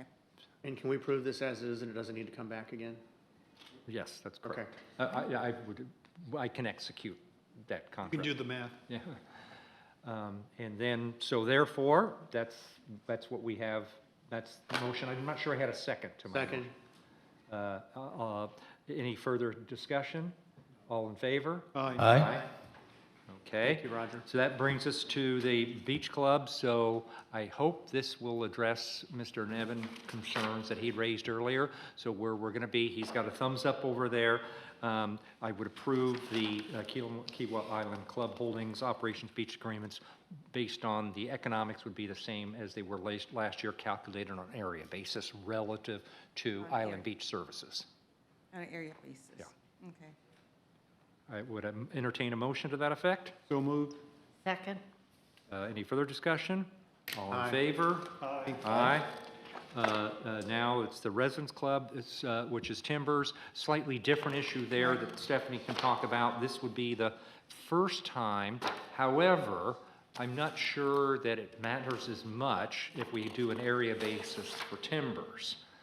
Yeah, it would be very, very small because their area base is So do we small. think that they really need the relief that, okay. So I would entertain, and I think there was an issue, Timbers was saying it was going to be a lot larger number. They're going to defer payment because they hadn't budgeted, but I think the number would be relatively de minimis. It would be, and also, yes, and for theirs, when I met with them, so it's the same, what they're really doing is they're providing chairs, umbrellas, and storage. They don't provide any type of commercial activity to their residents, but they do store their umbrellas and chairs on the beach. Okay. So motion to approve on an area basis for the Timbers. So moved. Second. All in favor? Aye. Okay, thank you. Next item of business is the matter we discussed at some length during Ways and Means earlier today, and that followed after a fairly lengthy presentation by our architect of record where we were with regard to our Civic and Cultural Center addition project. Mr. Chairman, would you like to introduce the Ways and Means Committee action, or would you like me to do so? Go ahead, Mr. Mayor. Okay. We approved or recommended approving to Ways and to the full council. Ways and Means Committee did with also the attendance and participation of our other non-committee member council members. The approval of a contract for construction management at risk services with Edifice Construction. And the motion would be to consider to approve the contract to approve Edifice Construction as the construction manager at risk, but all we're approving at this time is that you authorize the mayor to enter into a contract for pre-construction services, the total amount of which would be $28,000 plus $2,000 in reimbursable expenses. Further stipulation that before there's any contract entered into, every council member who is interested, particularly Council Member Berner, who's been a member of the building committee, would have ample opportunity to review and provide input on that contract. Plus one more item. Okay. Edifice, Josh indicated today he would provide a list of the control tools and steps that he was going to employ, and that would be provided as an attachment to the contract. Very good. Could I have a motion to the effect of what I just offered? So moved. Second. Any further discussion? All in favor? Aye. Aye. Thank you. The next agenda item is consider approval of the current, the new Air Med Care contract extension. Stephanie, you want to take this one? And Craig may chime in, but this is a contract that we have had with AirMed Care for probably maybe going on about 8 years or so. Our annual cost is $8,163. That cost has not increased. We are essentially grandfathered into what's called a municipal plan. This is a service that the town provides to the residents of Kiowa. It's an airlift service. That determination is made on the ground by either the medical director or whomever is servicing that particular person. We do have a representative here from AirMed Care. Yes. If you have any questions, but this is just a long-term relationship we've had with them. And this is a municipal contract that we have for $81.63 annually. Craig or the representative from Medicare? Good afternoon, Mayor and members of the council. At this time, we are pleased to welcome Ms. Georgia Allen, who's joining us virtually to provide us an overview of the town's ongoing agreement with AirMed Care. Ms. Allen, can you hear me? Yes, I can. Thank you, Director Harris, and good afternoon, council members and mayor. As indicated, this plan was established in 2016, and we have you under a grandfathered rate, which is fantastic. I understand that, first of all, I want to apologize for not being able to be there in person. Wes McCadden, who I think has historically attended some of the meetings, happens to be out of the country. So understand that our operations branch works very, very closely with MUSC, and I understand that there was a helipad that was constructed on the island, and I believe our operations group, GMR, in cooperation with the organization, helped in the planning and development process to ensure that pad was to code and so forth. So I want to touch upon a couple of things. As indicated, this plan's been in place since 2016. Uh, the value of the plan to the community members, probably the highest during your peak tourism season, and when potentially you have greater volumes of traffic, which may impede any kind of ground service. As was indicated, the decision to bring in the air ambulance for utilization in an emergent situation is dictated by EMS, first responders, medical staff, et cetera, because life or limb are probably in the balance. And so great value in that. The challenge I have had is bringing some data, greater data to you all to indicate just exactly how many residents we've flown over a period of time. And part of that challenge is that a number of your residents may have multiple homes, so be residents in different areas. And so it's been a little difficult trying to pull the majority of that data. Do any of you have any questions that you would like me to address? One question, the way I read this, it's for residents only, so that means permanent residents, not, It could be part-time, Can can be- be part-time residents can be as well. part-time residents, okay? And please help me, correct me if I'm wrong on this, because I get it confused all the time. It is for it could be for residents, they own their second home. If something happens to them here, like if they have a home in New York and something happens, this plan they're only covered under this plan if it happened here on Kiowa. They don't have to be a full-time resident, they can just be an owner. Petra, it covers transport within the county of Charleston, but it is for the residents. And as indicated, you have residents that have multiple, potentially multiple homes. But it is for transport from within Charleston County. We do offer an additional benefit that we can provide you information and support for as well, so that if any resident wants to upgrade that membership, we're the largest air and ground ambulance transport company in the United States. So we have about 320 air bases with a little over 500 aircraft. So anybody that upgraded membership would be covered under that should we transport them in other areas as well. And we can easily make that available to folks. I think we probably have done that in the past as well. And that full coverage allows residents to purchase that at either $45 for anybody that is over 65 and 55 for anybody that is under the age of 65. And this does cover any resident within the home, whether they are a blood relative or not.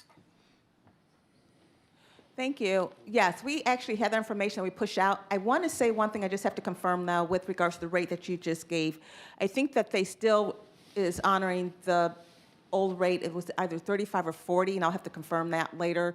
When people enroll using the code, the Kiowa code, I think it gives them an additional discount. I think we're still under that older rate as well. But we do have that information on our website, and we do push that out. Okay, and I'll double check that and circle back with you tomorrow, just making sure I verify that. Okay, thank you. Yeah. Any questions, comments? Discussion? Did we have a motion and second? Need to entertain a motion to approve the AirMed contract extension. So move. Second. Any further discussion, questions, or comment? If not, all in favor? Aye. Aye. Thank you. Thank you. Bye-bye. Thank you very much. Appreciate it. Bye-bye. Next agenda item is approval of the charitable grant recommended funded amounts.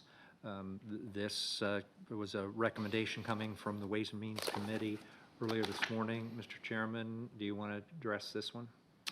Yes, so we had, I think it's 21 organizations applied for about $250,000 in charitable grants. That number was raised from last year's 200 to 250, in part because we recognize the inflation of food in particular, and the number of lower income households in Greater Johns Island and Wadmalaw. The charitable grants broadly cover 4 areas: housing, medical, food, and educational. We did focus some of the educational requirements this year, but broadly, we accepted all of the recommendations from staff for allocating the $250,000. So it's here for council's approval. Is that a motion? So I move we accept this charitable grant recommendations from the staff. Second. Any further discussion? We had a robust discussion and presentation by all the proposed grant recipients earlier today. We appreciate very much the time they took to spend with us. All in favor? Aye. Aye. Thank you. And just one other thing, we appreciate staff doing the work and making these recommendations and ferreting through the organization. So thank you to the staff. Thank you. Are these yours, Mr. Taylor? They are. We have 2 board appointments. The first, we'll take these in serial fashion, not together. The first is an appointment to the Board of Zoning Appeals. And I'll recuse myself from this one. Okay. We have 2 committee appointments. The first would be the Board of Zoning Appeals. Ms. Melissa Yearden currently was on the Landscape Tree Preservation Board. We had 1 vacancy on the Board of Zoning Appeals. You may remember at the beginning of this year, we did fulfill the first of those 2. Mr. Cassidy and Ms. O'Leary are the 2 vacating those seats. And so this appointment comes recommended based upon Ms. Yearden's sort of background and already kind of engaged in service. Unfortunately, the Tree Preservation Board has not been meeting as regularly as kind of maybe anticipated, but yes, the first is Ms. Yearden. Any questions? I would entertain a motion to approve Ms. Yearden as a BZA member. So move. Second. Any discussion? All in favor? Aye. Aye. Okay. The second appointment is for Design Review Board. This is the first of the appointments. We're still going through a vetting process and recruitment process for the Design Review Board. Mr. Bill Marshall, as provided in your materials, was a strong candidate based upon his experience and engagement with Kiowa. If you've looked at his credentials, he's a practicing architect. He's actually served on the Architecture Review Board in its early stages, so he's very familiar with, I think, the design review process. He's had an opportunity to meet staff, and I think he's had a conversation as well with the mayor and kind of understands the vision or the direction, really, of the purpose of the Design Review Board from the town's perspective. And so he comes recommended. I can entertain any questions there. This would be for the 3-year appointment. The reason why you only see 1 candidate, we're trying to identify the 1-year, 2-year, 3-year commitments based upon the candidate's request. And so there might be some others coming forth for the other appointments. But yes, Mr. Bill Marshall, I can entertain any questions that council may have. I have a question. He mentions that he currently does residential work on Kiowa. What's the nature of that work? He's an architect. He's an architect. He's an architect. He's an architect. Thank you. Okay, good. So how's this going to work operationally? So we'll have 1 member. So yes, good question. Right now, we're actually still would like to get this up and running. However, right now we have an intermediate sort of stage of developing and further fleshing out the design guidelines, which staff is working on that. Mr. Bill Marshall coming online now would be able to kind of help advance that. And so hopefully we'll be able to have at least the guidelines that's referenced in the actual ordinance that was adopted in the last year. We'll still continue to recruit. Like I said, we have members who have shared some interest. We want the right candidates for this particular position. I don't know if that answers specifically. So potentially adding more this year, not staggering over 3 years, building up the board, right? No, we We've would hope to definitely had- fulfill in the immediate future, yes. Because the Landscape Tree Preservation Board stood up as an entire board. Correct. But we had a lot of volunteers. Well, you had to beg, but. Sorry, I meant that the right way. So we will likely see more, Yes. okay, as you recruit. A motion to approve Mr. Marshall's appointment to the Design Review Board? So moved. Second. Any further discussion, comments? All in favor? Aye. Aye. Okay, end of new business. We are now back on citizen comments on any agenda item. Seeing none. We're now on council member comments. The one thing I did want to note for the benefit of my fellow council members, this is one of the many issues we catch up on regular and senior staff meetings, is just so nobody is caught unawares, but we're not aware of anything pending, is that pursuant to the settlement agreement we had entered into with Kiowa Partners resolving issues related to Cape, Ocean Pines, and Upper Beach Walker, a couple things have happened that were assumed to happen at some point in time as a result of kind of finalizing all that. One is that zoning permits and building permits have now been issued for the Upper Beach Walker 2 parcels. There's been no encroachment permit issued, and before any work would need to be done, that would have to be done. We are not aware of any immediate intention to start any work on that, but the building permits and zoning permits were issued, which was specifically contemplated in the settlement agreement. And as a result of those permits being issued, we finally had final resolution and dismissal with prejudice of 2 outstanding legal matters that had been 240J'd or something like that for literally months and months now. So the HOA case had long been dismissed, but the 2 pending matters that were put on the back burner, lawsuits against the town, have now been dismissed because they were obligated to be dismissed once the building permits were issued and zoning permits were When issued. will we see plans? We don't know. We don't have any control over that. They have 180 days before they would have to reapply for permits. I believe that's correct, 180 days. I don't understand how they have building permits and no plans. Well, no, they got site plan approval. Well, I mean, I'm sorry. The site plan approval was part of the settlement. Those were the site plans that were approved. And as you may recall, those site plans that were approved ended up being all the buildings on the parcel 11, the larger parcel, were reduced by half a floor. And then there were one or two, I think just one building removed from the church parcel. So again, that was approved, those plans were approved way back when we settled Ocean Pines and the Cape. Whether they will in fact move forward with those exact approved site plans or not remains to be seen. Yeah, we don't know. And there's no noise about a PD coming in. We haven't heard anything about a PD.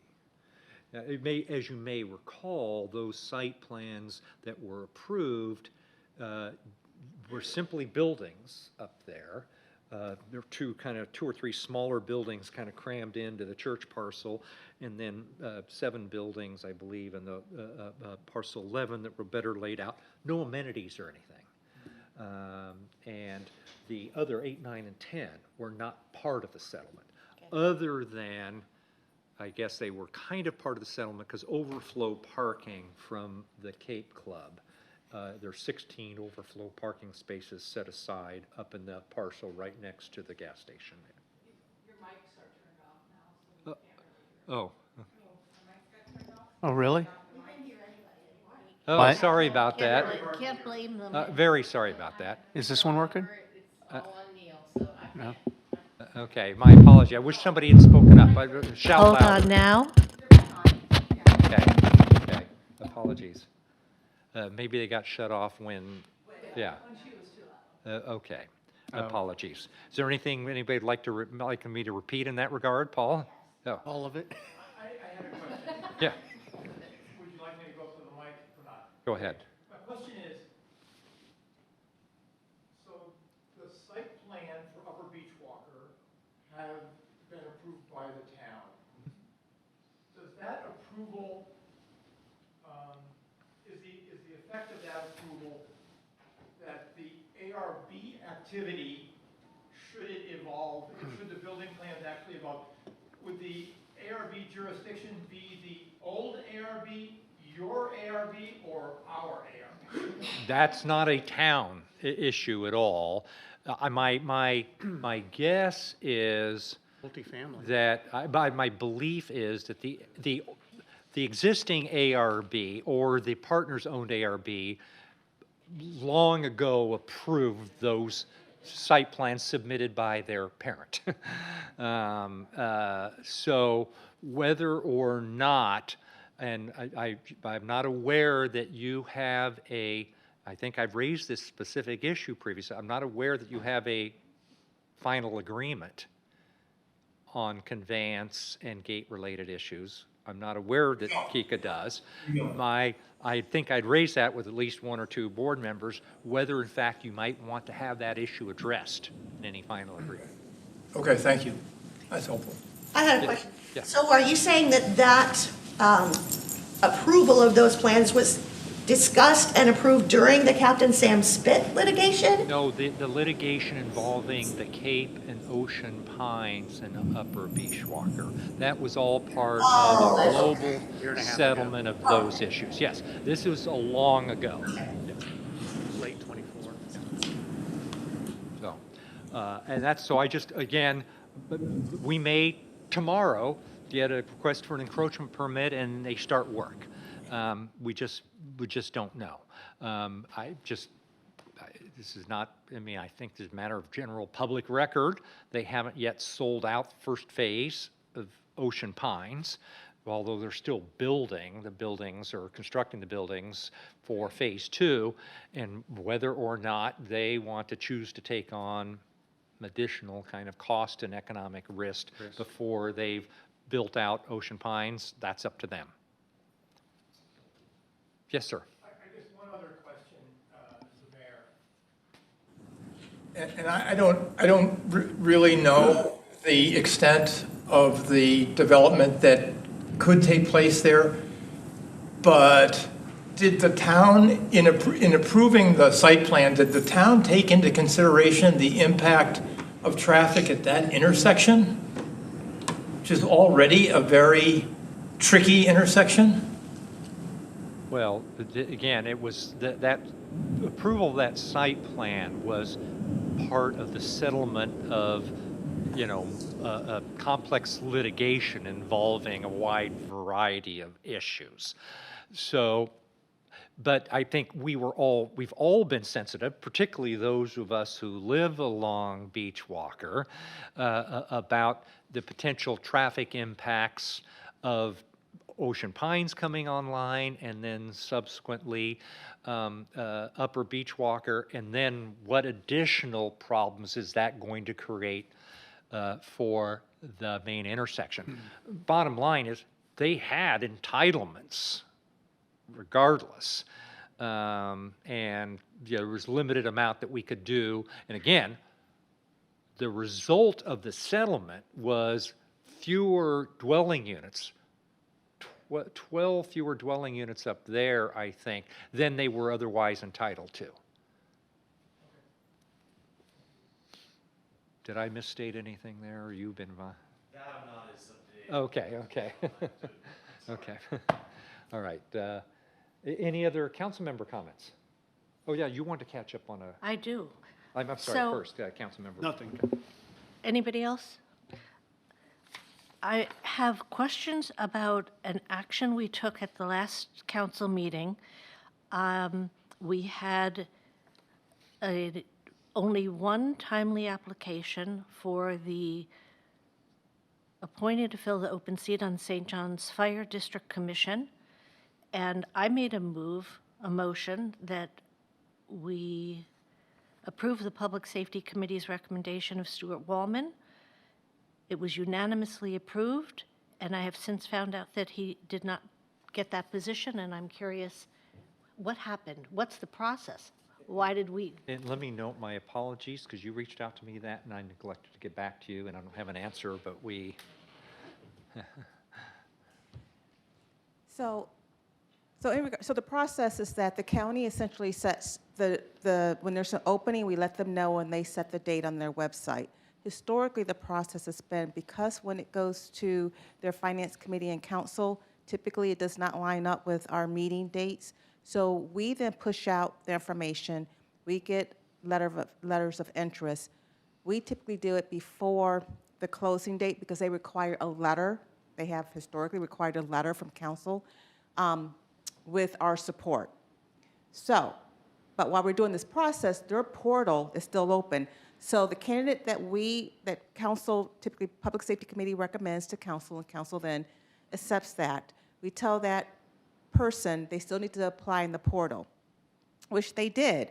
We submitted our letter to the county, which we normally do. The person who actually got appointed did something which I guess they can do, which I didn't even know they can do this, but they could. They actually, they submitted their name. They missed our deadline, but they still was able to submit their name in the county's portal.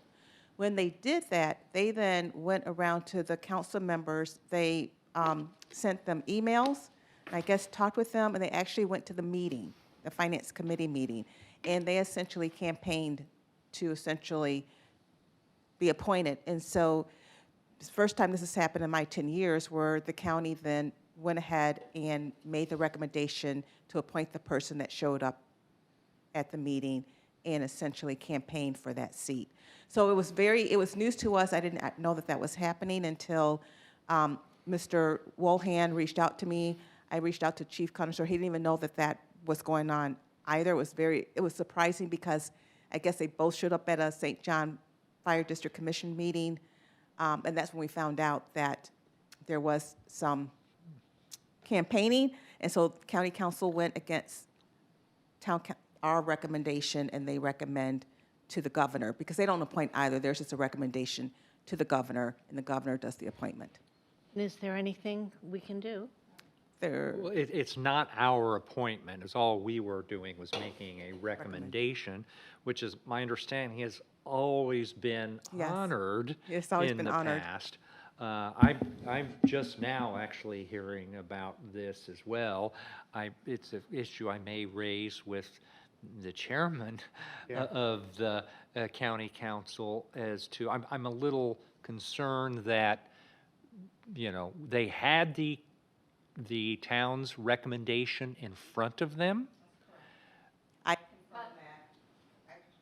I did confirm that, and yes, they had the town's recommendation. And then chose to go another direction. Correct. Again, nothing against the other candidate, but I'm just from the standpoint of deference to the town of Kiowa Island.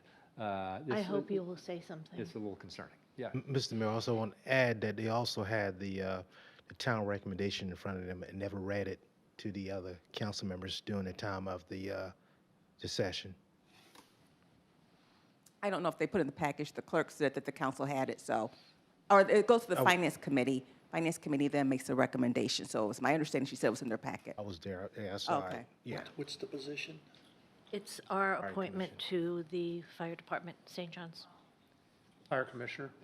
But so it was in the packet. We don't know for a fact whether in fact there was actually presentation during the finance committee meeting or the council meeting. Right, because those are they were on two separate days. Yeah, So on the finance committee, that's where I know. Both were there, or? No, just Mr. Wolahan was there at the finance committee when they had the discussion and made the recommendation to council, which happened a few days later. And I was trying to see, hopefully, that. Did the finance committee have our? Yes, they did. Okay. They had our information, and they probably received it now. Once it got to county council, I don't know how that process worked. They received a recommendation from the finance committee. Thanks for the clarification. And my apologies for not following up with you. Don't, no, you have a few things on your plate. Any other council member comments? With none, we are adjourned. 5 o'clock dinner reservation. Yes, I would have had to disappear an hour ago if